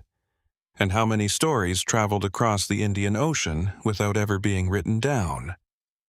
Today, coral walls stand beneath the palms while the sea continues its ancient rhythm beside them.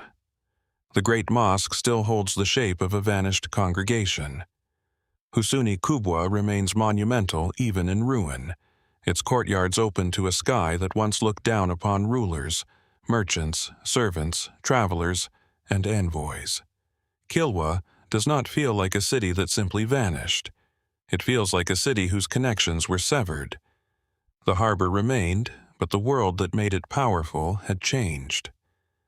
Perhaps somewhere beneath the soil, or beneath the waters along the ancient shoreline, another piece of that network still survives. A document, a merchant's possession, or an architectural fragment capable of revealing just how deeply Kilwa was woven into the medieval world. For now, the island preserves an unsettling imbalance. We can see the wealth its people created, yet the voices of those who moved through its streets have almost entirely disappeared. The stones remember that Kilwa was connected to distant horizons. They do not tell us how its people understood the vastness of the world beyond the sea. The sea at Kilwa carried merchants toward distant horizons. At Megiddo, the landscape tells a different story.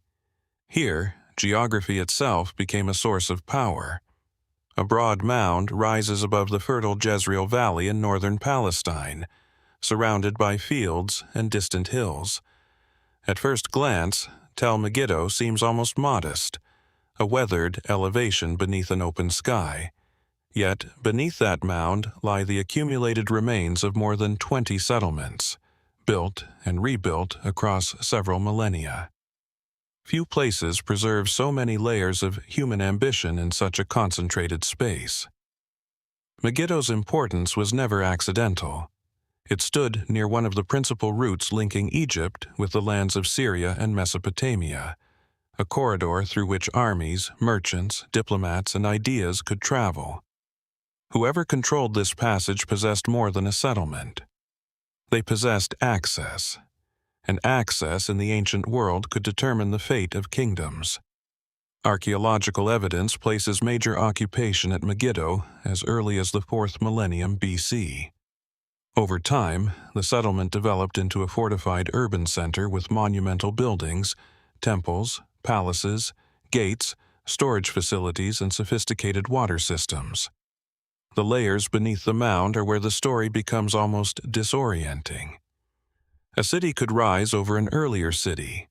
A wall could be demolished and replaced. A sacred structure could be rebuilt according to another generation's beliefs. Centuries accumulated vertically, until the mound became a physical record of civilizations repeatedly attempting to occupy the same strategic ground. And then there is the written record. Megiddo appears in Egyptian sources, most famously in the account of Pharaoh Thutmose III's campaign in the 15th century BC. His army marched northward and confronted a coalition of local rulers near Megiddo. The resulting battle became one of the earliest military engagements described in substantial detail. Egyptian records portray the campaign as a triumph, but beneath the royal rhetoric lies something more revealing. Megiddo was important enough that a major imperial power was willing to undertake a long military expedition to control it. The landscape explains why.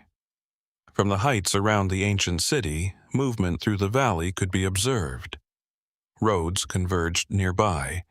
Agricultural land provided resources. The surrounding terrain created both opportunities and vulnerabilities. Megiddo was a place where geography could become strategy. Its history contains another remarkable feature: an extraordinary water system.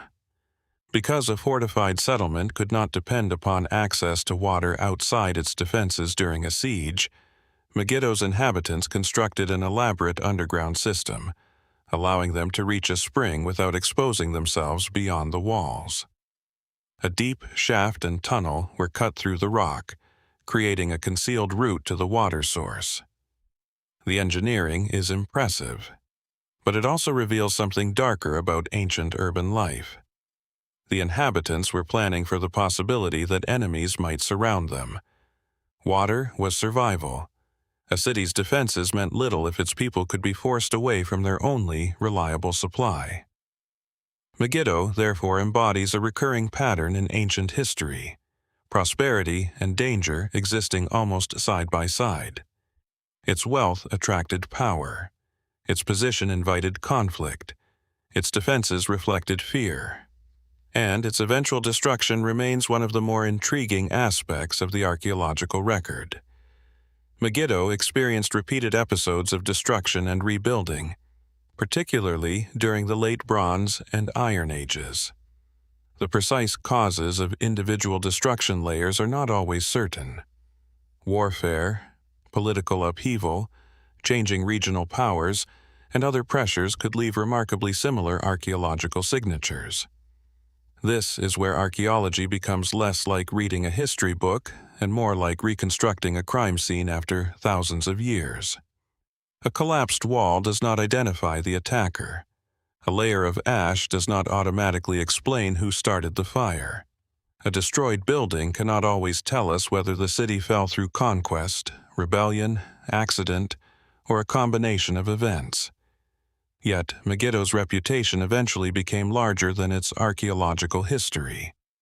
The ancient name became associated with Armageddon, a term derived through later religious tradition from the phrase connected with the mountain of Megiddo. In the Book of Revelation, Armageddon becomes the setting associated with the final confrontation. The transformation is extraordinary. A real geographical location, known for warfare over centuries, became a symbol of an ultimate battle at the end of history. But there is an important distinction. The archaeological Megiddo and the later concept of Armageddon are not identical things. One belongs to the physical history of an ancient city. The other belongs to a theological tradition that gave the name an entirely different scale of meaning. Still, the association has ensured that Megiddo continues to occupy the imagination far beyond archaeology. Could the reputation have grown partly because the location had already witnessed so much conflict? Perhaps. Ancient societies remembered places through stories, and places repeatedly associated with warfare could acquire meanings that outlived the political systems responsible for them. Megiddo's later history is equally revealing. During the Iron Age, it became an important center within the kingdoms of the region. Monumental architecture from this period has generated extensive debate over chronology, construction, and political attribution.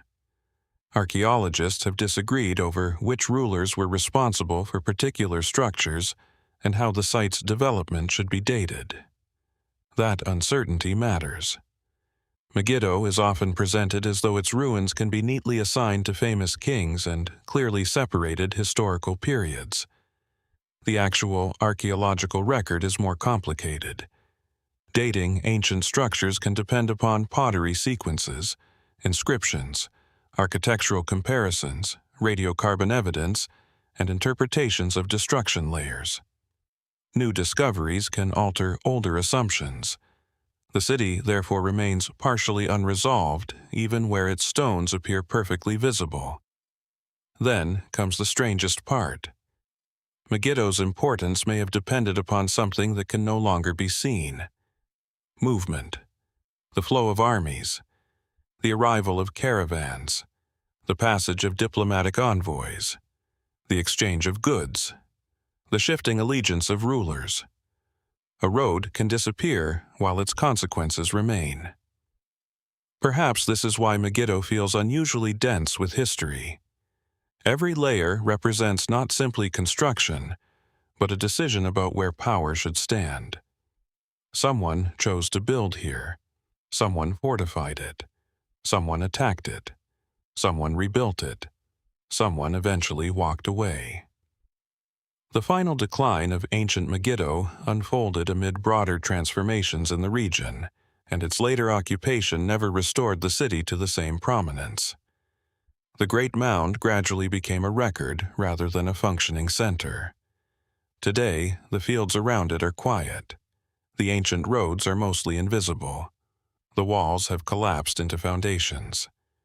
The monumental buildings survive as fragments. Yet, the location retains the same geographical logic that made it valuable thousands of years ago. The valley is still there. The roots are still there. The horizon is still open. What has disappeared is the human world that once understood exactly how dangerous and how valuable this place could be. Perhaps that is the deeper mystery of Megiddo. Not whether it witnessed battles, we know that it did, but how a single hill accumulated such extraordinary historical weight that its name eventually became synonymous with the imagined final battle of humanity. Archaeology can uncover another wall, another chamber, another layer of occupation.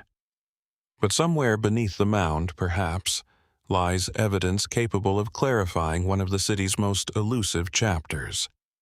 What precisely happened during the final moments of one of the ancient world's most contested strongholds, and whether the ruins still conceal a story that has yet to be read. Megiddo leaves behind the impression of a place shaped by movement, armies crossing a valley, merchants following routes, rulers competing for access. Far beyond those ancient corridors, another settlement tells a quieter story of movement, one written into the dry earth of Central Asia. In the Karakum Desert of Turkmenistan, the remains of Gonur Tepe rise from an austere landscape of dust, wind, and pale horizons. At first, there is little to suggest what once stood here. The ruins appear low and weathered, their mud brick walls softened by centuries of exposure. Yet, beneath this subdued surface lies the remains of a remarkably sophisticated Bronze Age settlement, associated with the archaeological culture commonly known as the Bactria Margiana Archaeological Complex, or BMAC. Gonur was not a small desert village. At its height, it appears to have been a substantial urban and ceremonial center, flourishing during the 3rd millennium BC. Excavations revealed monumental buildings, fortified compounds, temples or ritual structures, residential areas, workshops, tombs, and an elaborate network of walls and passages. The setting makes the achievement difficult to ignore. The surrounding desert is harsh today, yet the ancient settlement developed in a region once sustained by rivers and irrigated agriculture.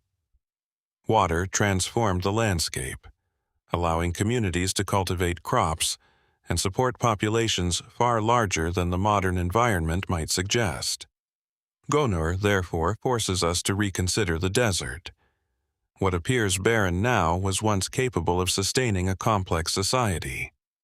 Archaeologist Victor Sarianidi, who led major excavations at Gonur, argued that the site represented one of the earliest urban centers of the ancient Central Asian world. His discoveries helped bring the BMAC into wider archaeological discussion and revealed a culture that had developed sophisticated architecture, craft production, long-distance exchange, and elaborate funerary practices. Yet, Gonur does not fit comfortably into the familiar categories of ancient civilization. There is no monumental pyramid tradition comparable to Egypt. No surviving royal chronicle explains its rulers. No extensive written archive records the city's daily affairs. Instead, its history must be reconstructed through architecture, ceramics, burials, seals, ornaments, tools, and traces of ritual activity.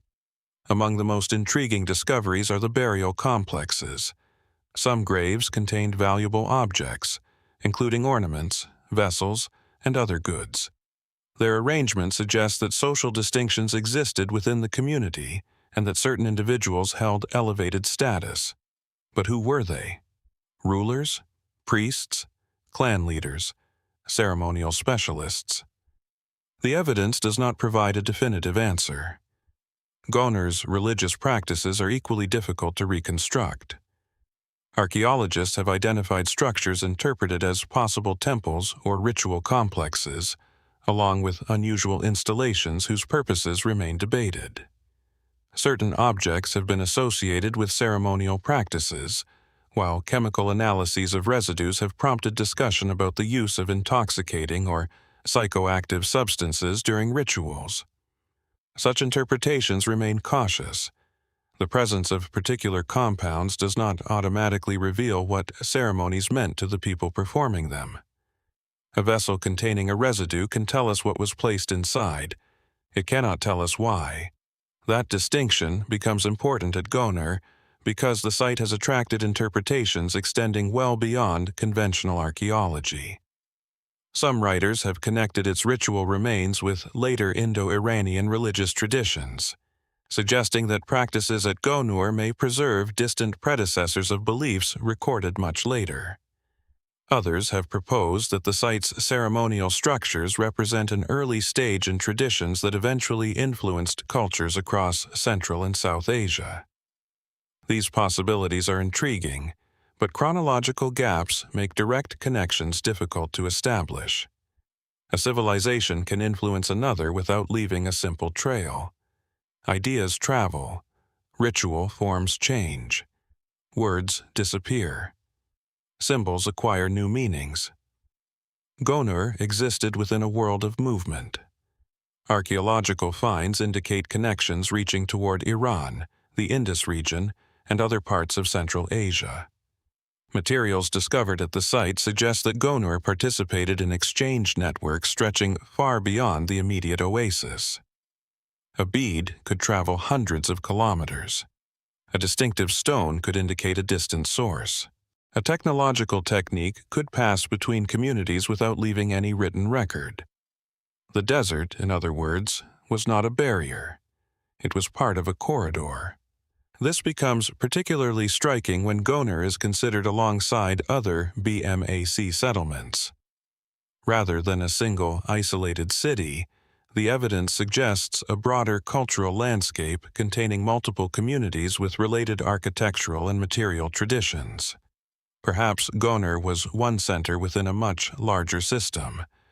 If so, its monumental buildings may have served not merely local residents, but visitors arriving from surrounding settlements. The possibility changes how we imagine the site. Instead of picturing a city standing alone in an empty desert, imagine seasonal gatherings, caravans arriving with unfamiliar materials, religious specialists performing ceremonies, craftsmen exchanging techniques, and families traveling between settlements connected by water and trade. The silence of the ruins conceals considerable movement. Then something changed. By the later phases of the BMAC, settlement patterns shifted, and some major centers were abandoned or transformed. Environmental changes, alterations in water systems, changing economic networks, and broader movements of populations have all been considered when explaining the transformation. There is no universally accepted single cause. That uncertainty has encouraged more dramatic theories. Some popular accounts portray Gonur as a lost civilization destroyed by an immense catastrophe. Others suggest that its people possessed secret knowledge, unusually advanced technologies, or religious practices that later civilizations inherited almost intact. The archaeological evidence does not require such explanations. Yet, the genuine discoveries are impressive enough. The people of Gonur mastered irrigation, organized substantial construction projects, produced sophisticated crafts, maintained long-distance contacts, and developed complex ritual practices at a time when many modern narratives still imagine Central Asia as culturally peripheral. It was not peripheral. It was part of a much larger Bronze Age world. Perhaps the most revealing mystery lies in the contrast between complexity and silence. A society capable of building monumental compounds and maintaining extensive exchange networks should, in theory, have left abundant records of its institutions. But Gonur left no readable archive comparable to the written centers of Mesopotamia. We know the architecture. We know the objects. We know some of the materials they consumed. We can sometimes identify where those materials came from. But the people themselves remain frustratingly difficult to approach. What language did they speak? How did they understand their gods? Who commanded the labor required to construct their enormous compounds? Did their rulers possess hereditary authority, or was power organized differently? And why did a flourishing settlement eventually lose its central importance? The desert offers no immediate reply. Wind crosses the exposed walls. The channels that once carried water are largely silent. Rooms that may once have contained ceremonies, negotiations, meals, or mourning now hold only dust. Yet, Gonur has not disappeared completely.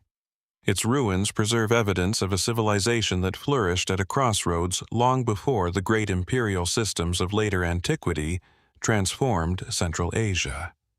Somewhere beneath the remaining soil may still lie objects capable of clarifying its religious practices, its social hierarchy, or the final stages of its transformation.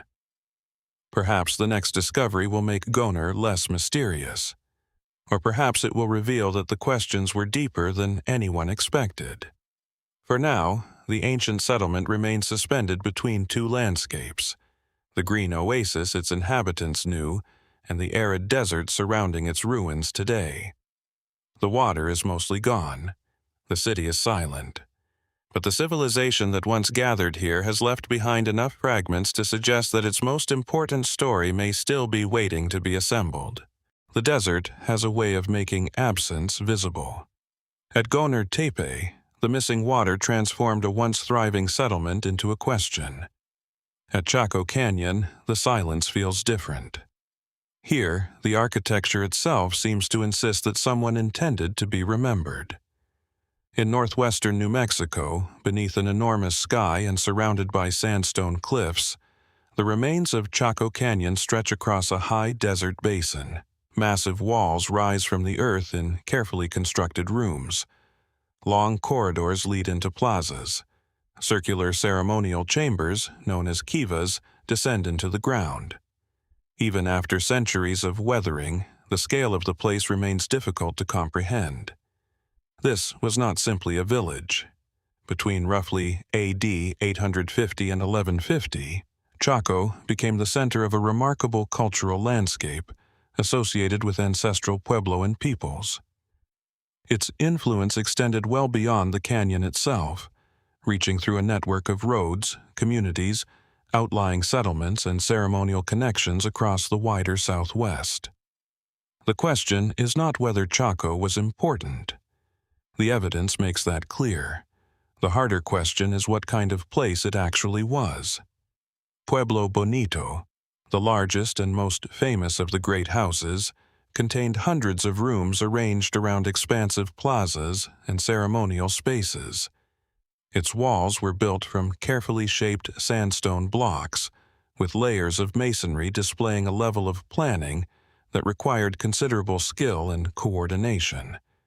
Other great houses, such as Chetroquetl, Casa Rinconada, and Quincletso, formed part of a larger architectural landscape.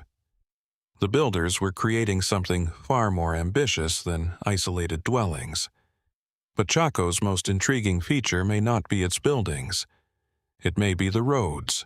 Archaeologists have identified an extensive system of ancient roads radiating outward from the canyon. Some are remarkably straight, cutting across difficult terrain rather than following the easiest natural route. Certain roads appear to connect Chaco with distant communities and significant locations. Why build them so deliberately? One explanation is practical. Roads facilitated communication, travel, trade, and ceremonial movement. Another interpretation emphasizes pilgrimage, proposing that people traveled toward Chaco during important religious events. Some researchers have suggested that the roads were partly symbolic, expressing relationships between communities and the Central Canyon rather than functioning like ordinary transportation routes. The distinction matters. A road can carry people. It can also carry meaning. Imagine approaching Chaco centuries ago, not by modern vehicle, but on foot, carrying food, offerings, tools, or personal possessions. The canyon would gradually emerge against the surrounding landscape, its enormous buildings appearing where the desert seemed to offer little reason for such construction. The journey itself may have been part of the experience. And then there is the sky. Chacoan architecture demonstrates an extraordinary awareness of celestial cycles.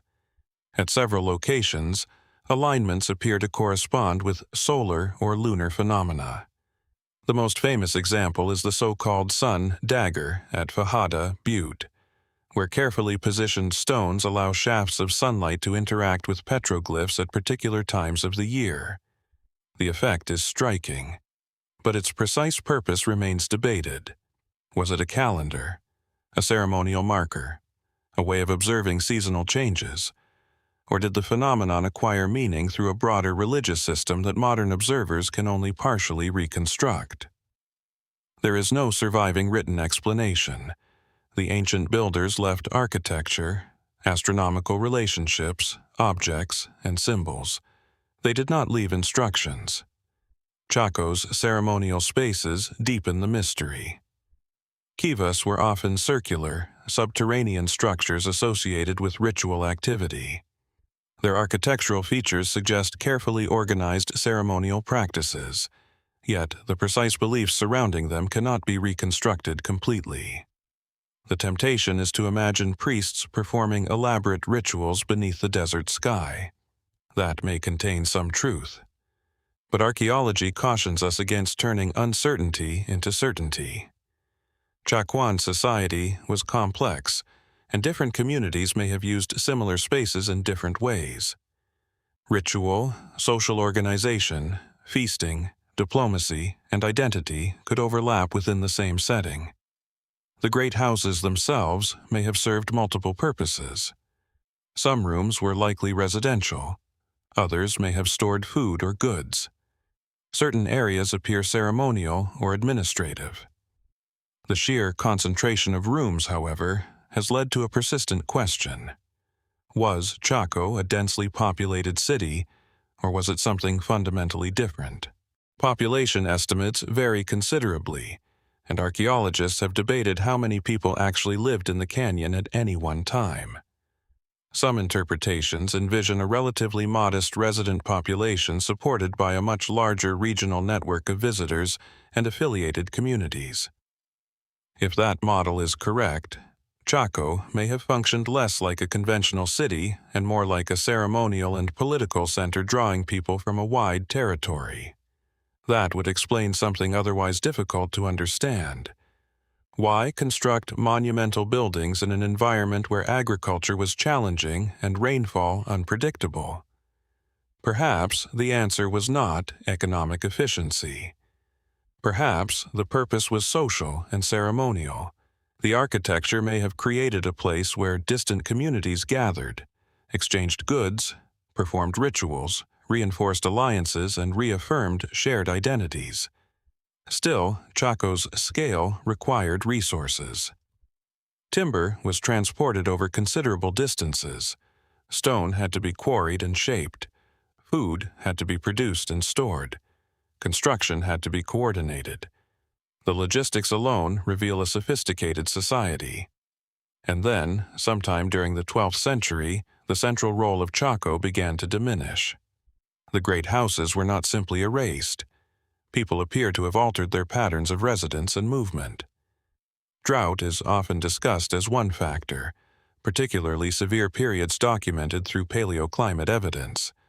But climate alone probably does not explain the transformation. Social tensions, resource pressures, political changes, shifting alliances, and changes in regional population patterns may also have contributed. The canyon's importance did not necessarily end because its people suddenly vanished. They may have dispersed into other communities, carrying traditions, memories, and sacred relationships with them.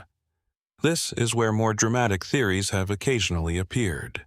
Some popular accounts describe Chaco as a mysterious lost city, a vanished kingdom, or even a center built according to knowledge supposedly beyond the abilities of its inhabitants.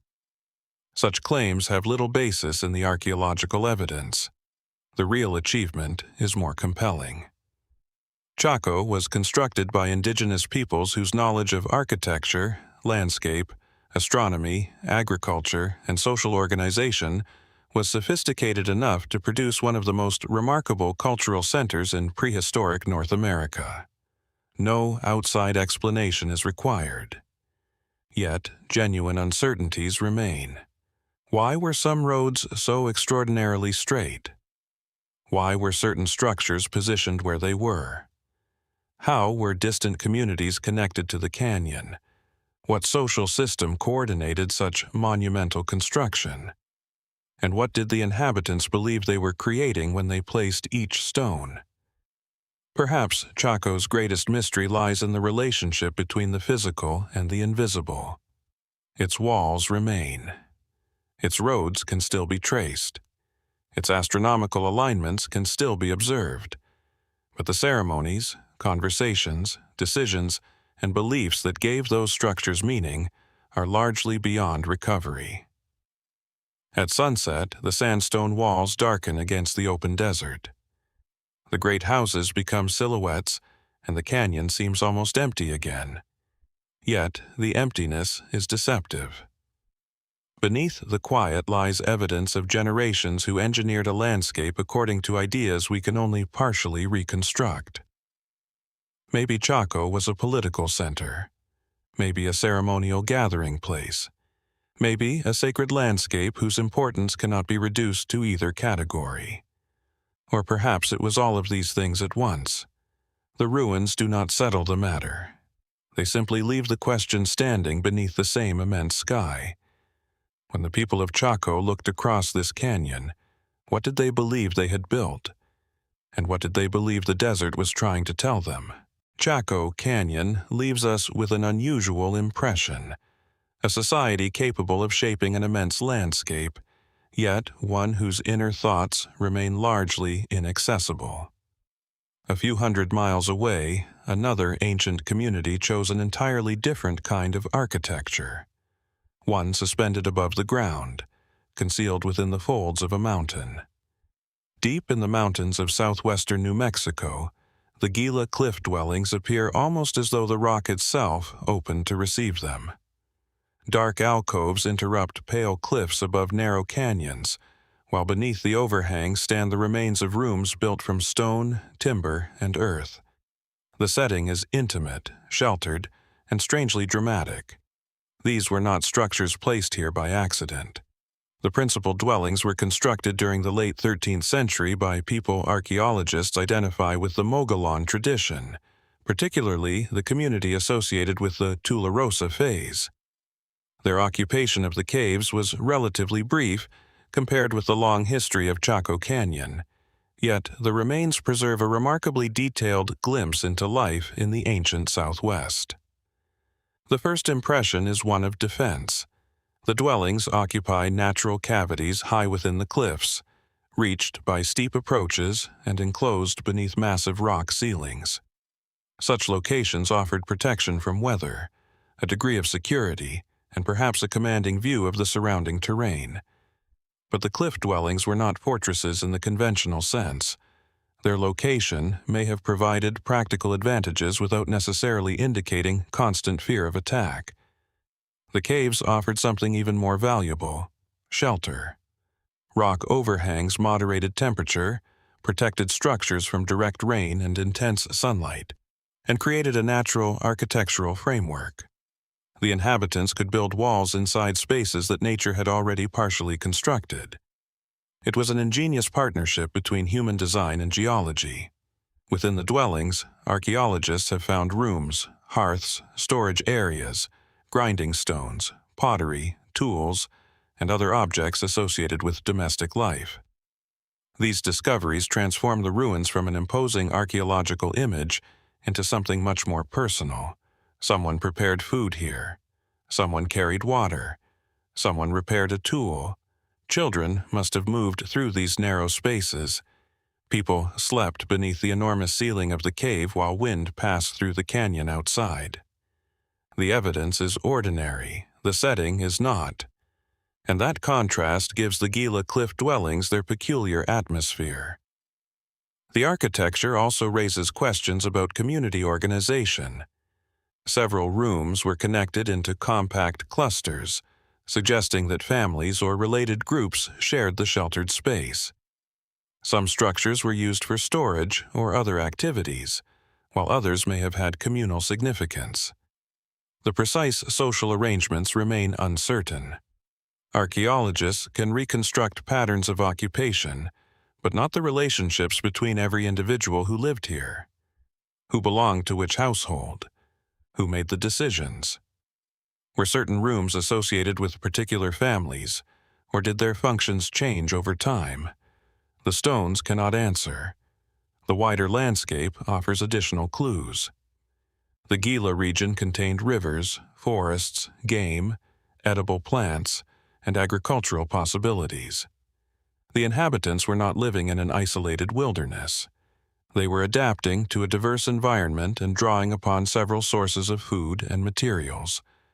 Agriculture played an important role, including the cultivation of maize, while hunting and gathering supplemented cultivated foods. This mixture of strategies may have been essential in a landscape where conditions could change rapidly. And then there is the question of why the community chose the caves at all. One possibility is environmental convenience. Another is social preference. A third is that the cliffs possessed cultural or spiritual significance. Perhaps the caves were more than shelters. Many traditional societies have understood particular mountains, caves, springs, and unusual geological formations as places carrying special meaning. But there is no direct evidence that allows us to assign a specific religious interpretation to the Gila caves. That uncertainty has encouraged more imaginative theories. Some popular accounts have portrayed the dwellings as mysterious refuges built to escape an unknown catastrophe. Others have suggested that the inhabitants suddenly disappeared because of warfare, environmental disaster, or some unexplained event. The archaeological record is quieter. The community appears to have occupied the dwellings for a relatively short period, after which the site was abandoned. There is no compelling evidence of a single catastrophic destruction. No burned city frozen in its final moment. No mass grave suggesting that an entire population died here. Instead, the departure seems to have been part of a broader pattern of movement occurring across the region during the late 13th century. That raises a more subtle mystery.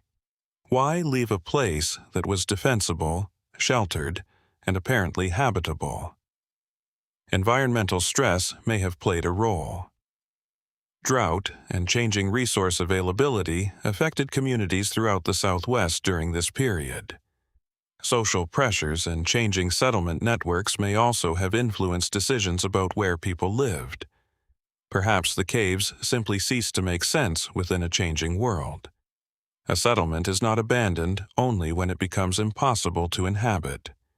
Sometimes it is abandoned because another place becomes more useful, or safer, or more meaningful. The people who left the Gila cliff dwellings did not disappear from history simply because they stopped living here. Their descendants and cultural traditions continued elsewhere, and the broader history of indigenous communities in the Southwest cannot be reduced to the fate of one archaeological site. This distinction matters because the word abandoned can create the illusion of a vanished people. The caves were left. The people were not necessarily lost. Still, the final days of occupation remain beyond our reach. Did the inhabitants leave gradually? Did several families depart together? Did they carry their belongings with them? Were some objects intentionally left behind? Archaeological deposits sometimes provide fragments of an answer, but never the complete scene. Even the silence of the caves can be misleading. What we experience today as stillness would once have been filled with sound. Conversation against stone, grinding grain, crackling fires, footsteps across packed earth, perhaps the voices of children echoing beneath the rock. The cliff face has preserved the architecture. It could not preserve the voices. And perhaps that is what makes the site so compelling. The dwellings appear almost inaccessible, yet the lives lived within them were remarkably familiar. Their occupants faced the same fundamental concerns that shaped communities everywhere: food, shelter, family, cooperation, uncertainty, and the decision of when to remain and when to move elsewhere. Today, the rooms sit quietly beneath the ancient overhangs. Sunlight reaches across the stone at a different angle, touching walls built by hands that have been gone for centuries. Nothing here announces the reason for their departure. There is only the architecture, the surrounding mountains, and a handful of objects left behind. Maybe the answer lies in the climate, maybe in social change, maybe in decisions made by individual families whose names have never survived. And perhaps somewhere beyond the visible ruins, another settlement awaits discovery, holding the missing piece that could explain why these remarkable cliff homes were chosen, and why, after such a short chapter in their history, their inhabitants finally stepped away from the shelter of the rock. The Gila cliff dwellings leave us with the image of people choosing shelter within the mountain itself. Yet the ancient southwest contains another kind of architecture, one that seems almost to resist the landscape, rising from the desert in towers of stone, balanced above canyons where water appears scarce and the horizon stretches without interruption. At Hovenweep, along the present-day Colorado-Utah border, the first impression is not of a vanished city, but of scattered masonry standing improbably among cliffs, sagebrush, and dry washes. Towers emerge beside canyon rims, walls curve in tight arcs. Rounded structures cling to the edges of ravines as though their builders deliberately sought the most difficult places on which to construct them. The name Hovenweep comes from a Ute expression commonly translated as deserted valley. It is an evocative name. But the people who lived here were not simply inhabitants of an empty wilderness. Between roughly AD 1200 and 1300, ancestral Pueblo communities constructed substantial settlements across the Hovenweep landscape. The surviving structures include towers, habitation rooms, storage spaces, and ceremonial architecture distributed across several canyon groups. The masonry is particularly striking. Stone blocks were carefully shaped and fitted together, sometimes with such precision that remarkably little mortar was required. Some towers contain narrow windows and openings whose purposes have been debated for decades. Were they defensive, observational, ceremonial, or simply practical features of buildings whose original functions varied over time? There is no single answer, and perhaps that is appropriate, because Hovenweep was not a single building with a single purpose. It was a collection of communities adapting architecture to an intricate landscape. At places such as Square Tower, Holly, Hackberry, Cajon, and Cutthroat, structures were positioned around canyon heads and natural depressions. The builders seem to have understood the terrain intimately. Water was precious. Agriculture depended upon seasonal rainfall and careful management of limited resources. The location of homes and fields, therefore, mattered enormously. Yet Hovenweep's architecture often seems to privilege the canyon itself. Buildings were placed near edges, some towers stand beside deep openings in the earth, others appear almost suspended above the surrounding terrain. Why? A practical explanation is possible. Canyon walls provided foundations, shelter, and strategic viewpoints. Elevated positions could also offer visibility across the surrounding country. But architecture can perform more than one function. A tower can store grain and symbolize authority. A room can house a family and participate in ceremony. A carefully chosen location can serve agricultural needs while also carrying spiritual significance. The difficulty is that the builders left no written explanation. Their world survives through stone. Archaeologists have found pottery, grinding implements, food remains, tools, architectural features, and other traces of daily activity. These discoveries reveal a society engaged in farming, hunting, gathering, craftsmanship, and regional exchange. The picture is therefore not one of isolated survival. Hovenweep belonged to a much broader cultural landscape extending across the Four Corners region. Its communities interacted with neighboring settlements, exchanged materials, and participated in traditions shared across considerable distances. That makes the towers even more intriguing. Their unusual forms have inspired theories ranging from astronomical observation to defense and ritual use. Some structures contain alignments that may have been connected to sunlight at particular times of year. Others appear designed around unusual geological features. It is tempting to imagine ancient astronomers standing inside these towers, watching the movement of the sun across precisely positioned openings. Some evidence supports the possibility that celestial observation mattered in ancestral Pueblo society, but it would be premature to assume that every window was an astronomical instrument. A small opening can control light, it can improve ventilation, it can provide visibility, it can also carry symbolic meaning. Perhaps several functions existed simultaneously. The mystery becomes deeper when we consider the tower's relationship to one another. Were they independent structures? Could they have communicated visually across the landscape? Did smoke, fire, sound, or reflected sunlight connect distant settlements? Some popular interpretations have imagined elaborate signaling systems, although the archaeological evidence does not establish a single communication network of that kind. The more grounded possibility is that the towers formed part of a social landscape in which visibility itself mattered. From one settlement, another might be seen. From a tower, the surrounding terrain could be surveyed. The architecture could make relationships between communities physically visible. And then, around the late 13th century, the settlements were left. Once again, the word abandoned conceals more than it explains. There is no convincing evidence that an entire population simply disappeared overnight. The broader region experienced prolonged drought and environmental stress during this period. Tree ring records indicate significant climatic fluctuations, while archaeological evidence suggests that many communities across the Southwest underwent major movements and reorganizations. Water shortages could have placed increasing pressure upon agricultural communities. But climate alone may not tell the entire story. Social conflict, changing trade relationships, population movements, resource competition, and religious or political transformations may have contributed. A community can leave because survival becomes difficult. It can also leave because its social world has changed. Perhaps the most important question is not why the people disappeared from Hovenweep, but where they went and what they carried with them. Knowledge would have traveled, ritual traditions, family relationships, stories attached to particular places, techniques of masonry, seeds, memories. The stones remained behind, but the culture did not simply end when the buildings fell silent. This is important because early interpretations of ancestral Pueblo sites sometimes frame them as mysterious ruins belonging to a vanished civilization. Modern archaeology presents a different picture.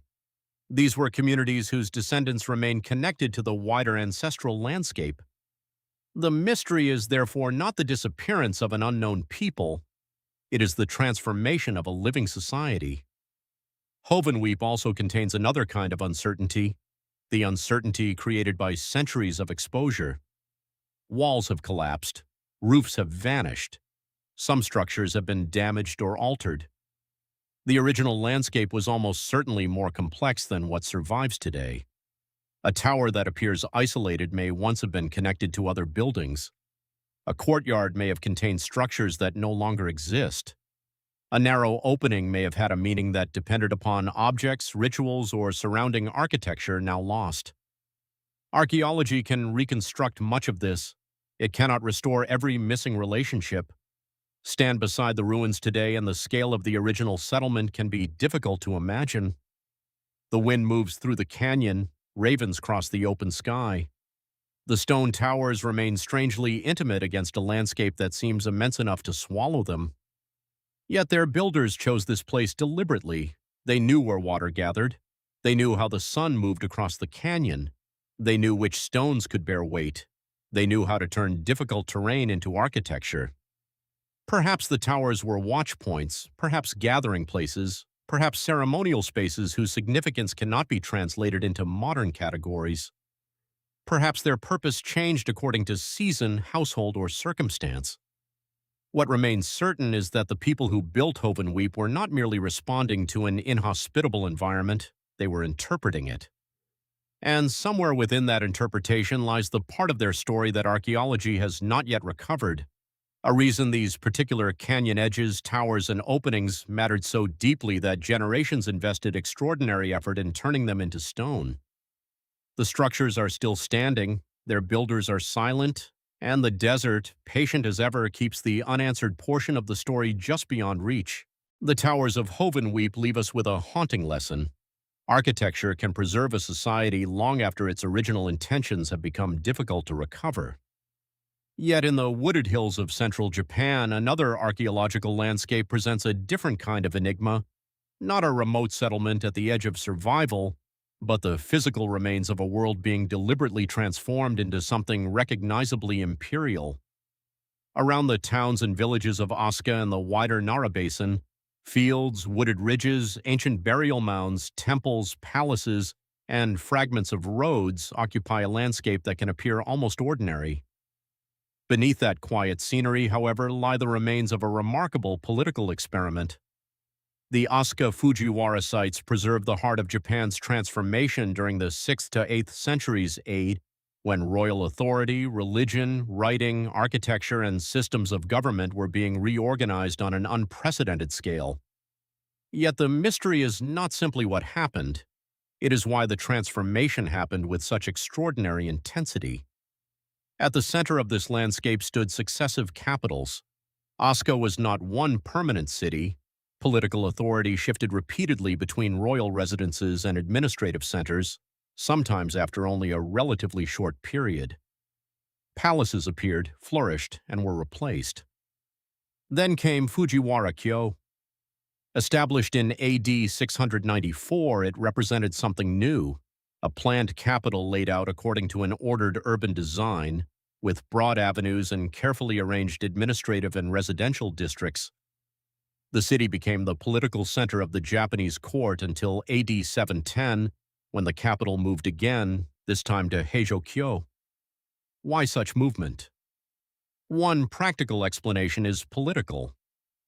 The location of a capital was tied to the residence of the ruler, the court, ceremonial requirements, environmental considerations, and the distribution of political power. Moving the capital could also symbolize the beginning of a new political era. But the frequency of these relocations suggests something more complicated. A capital was not merely where government happened, it was a statement.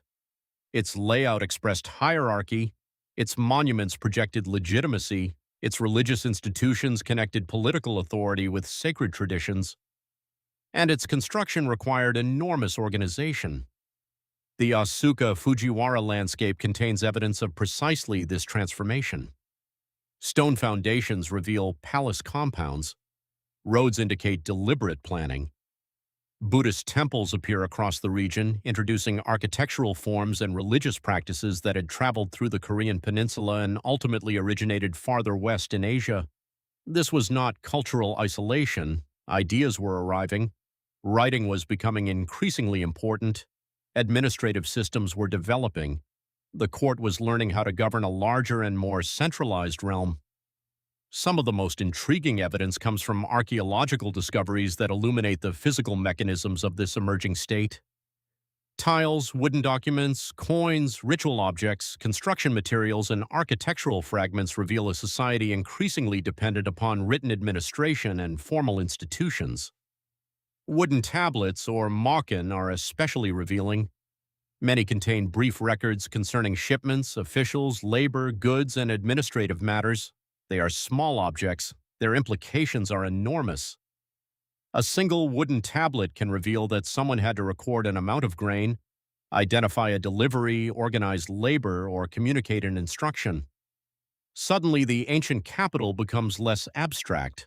Someone wrote those characters, someone carried the tablet, Someone waited for the delivery. Someone was responsible for making the system function. And yet, beneath this emerging bureaucracy, older traditions remained.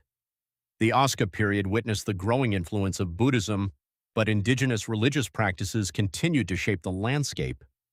Sacred sites, ritual spaces, royal tombs, and monumental constructions existed alongside Buddhist temples. The result was not a simple replacement of one belief system by another. It was a complicated layering of traditions.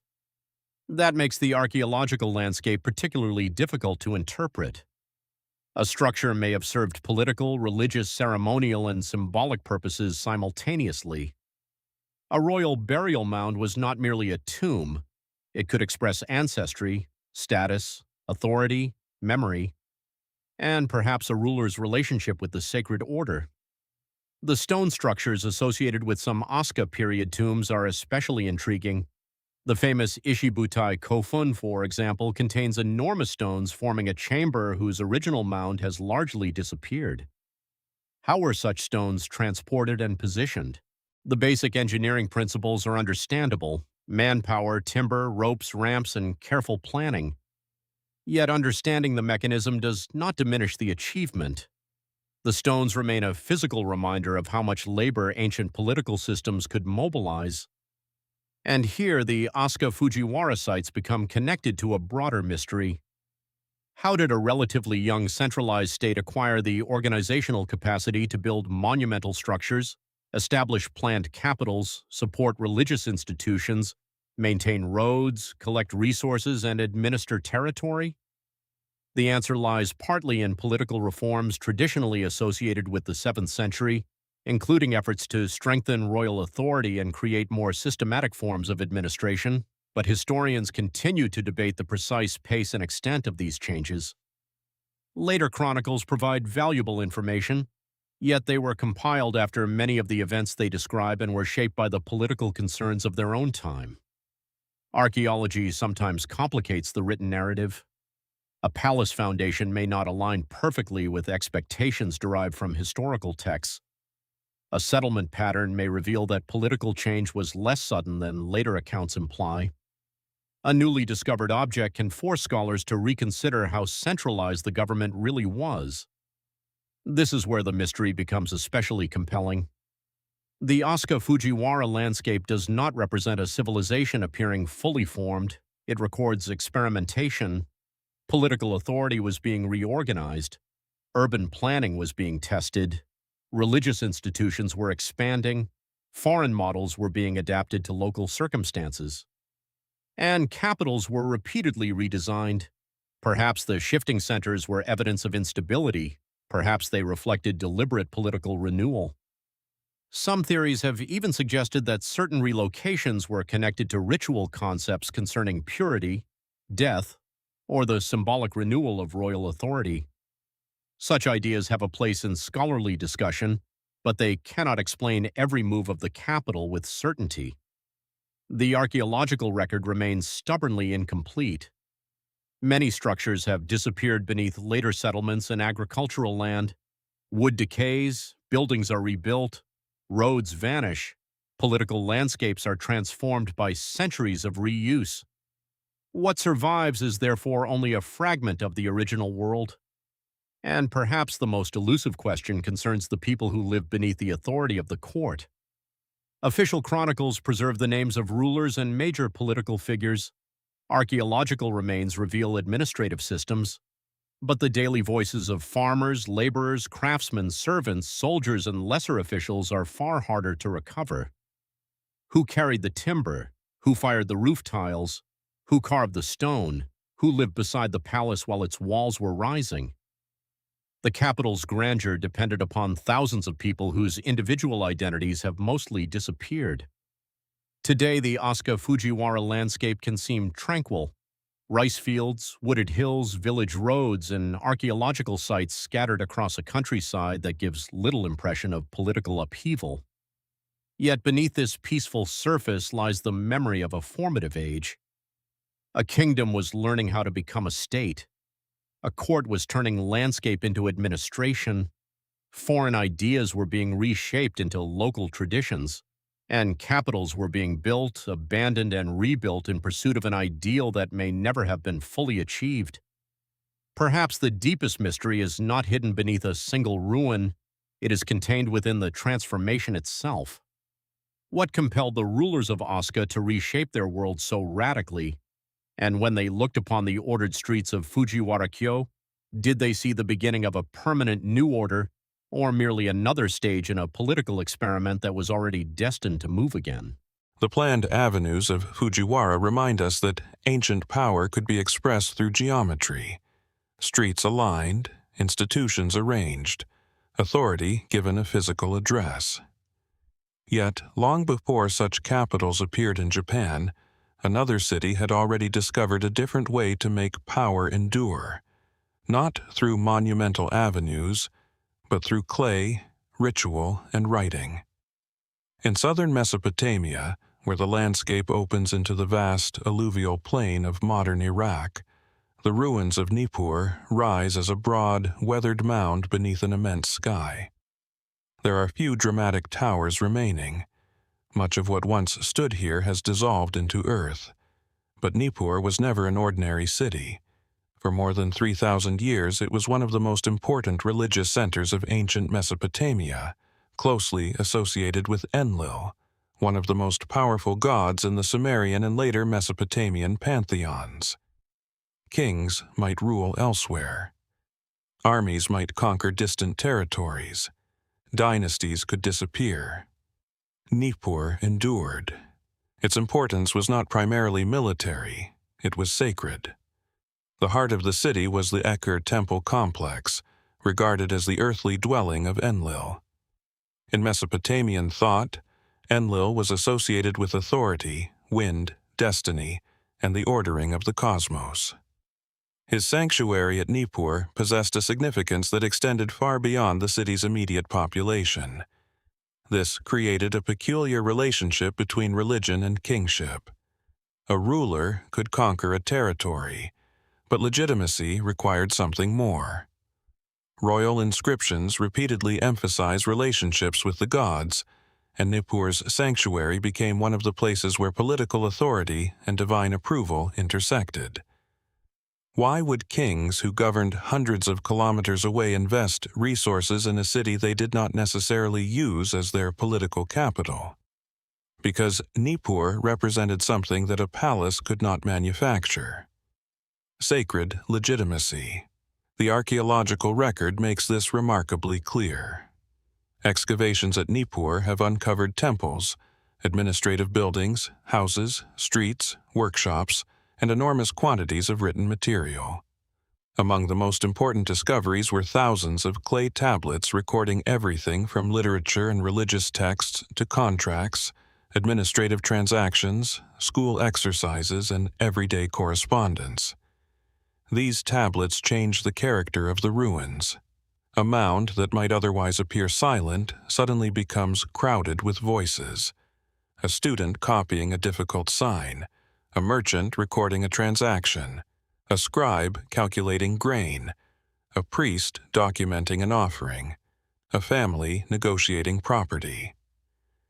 The city was not merely a religious monument, it was an intellectual and administrative organism. Some tablets preserve works that have become foundational to our understanding of Mesopotamian civilization.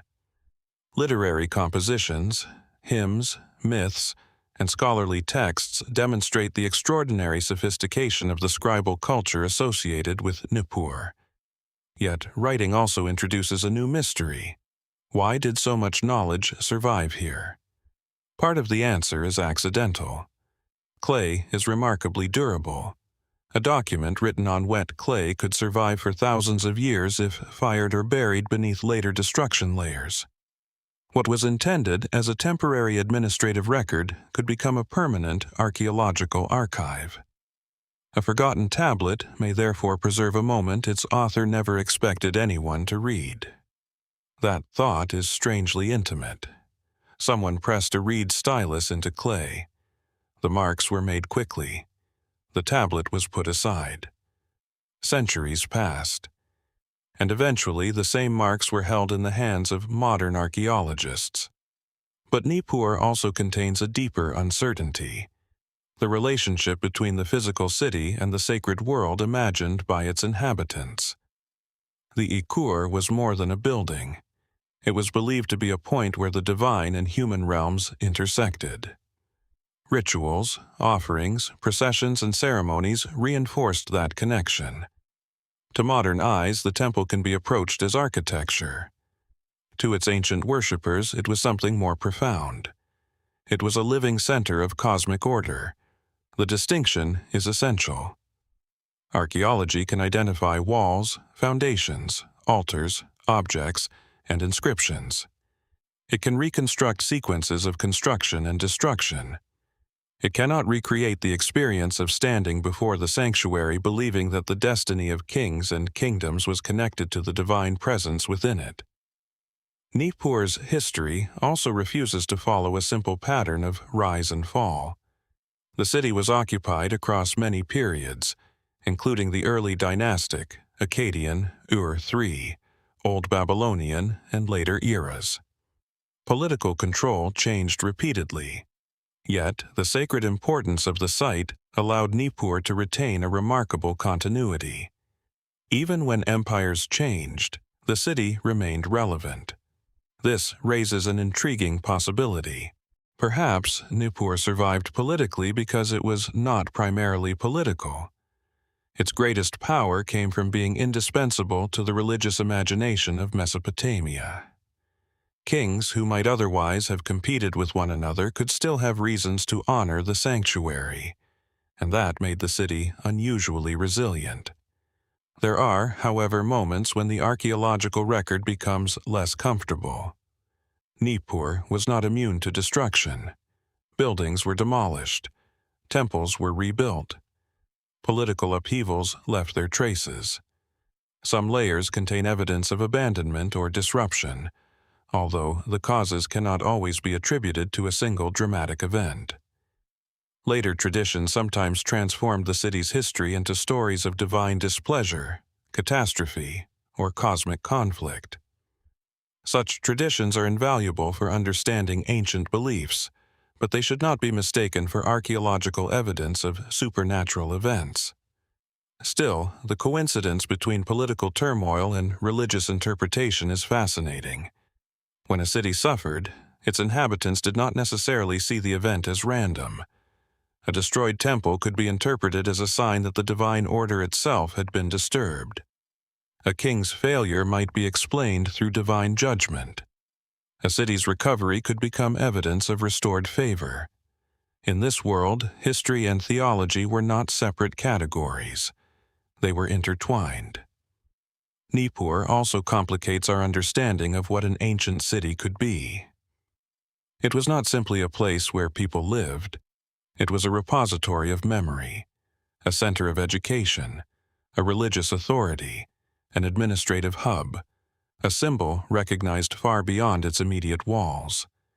Its scribal schools trained generations in a writing tradition that preserved languages, literature, mathematics, law, and religious knowledge. The city therefore helped preserve a civilization's intellectual inheritance even as individual dynasties disappeared. And yet, the most haunting absence remains the ordinary human story. Thousands of tablets survive. But how many voices were never recorded? How many workers built the temples without leaving their names? How many families lived in houses that archaeologists can identify but cannot reconstruct emotionally? How many rituals were performed without ever being described? The archive is immense. The human silence within it is equally vast. Today, Nippur appears as an enormous archaeological mound, its original skyline almost entirely absorbed into the earth. The temple complex has become foundations and fragments. The streets have lost their traffic. The voices of its scribes have fallen silent. Yet the clay remains. Perhaps that is what makes Nippur so unsettling. A city devoted to the preservation of divine and human order has itself become a ruin, while the smallest objects created for ordinary purposes have outlived the institutions that produced them. The tablets can tell us what people wrote. The temples can show us what they built. The inscriptions can reveal whom kings wished to honor. But the central question remains beyond the reach of certainty. When ancient worshippers entered the sacred precinct of Nippur, what did they believe they were approaching? And how much of that vanished world is still concealed beneath the earth, waiting for another tablet to give it a voice?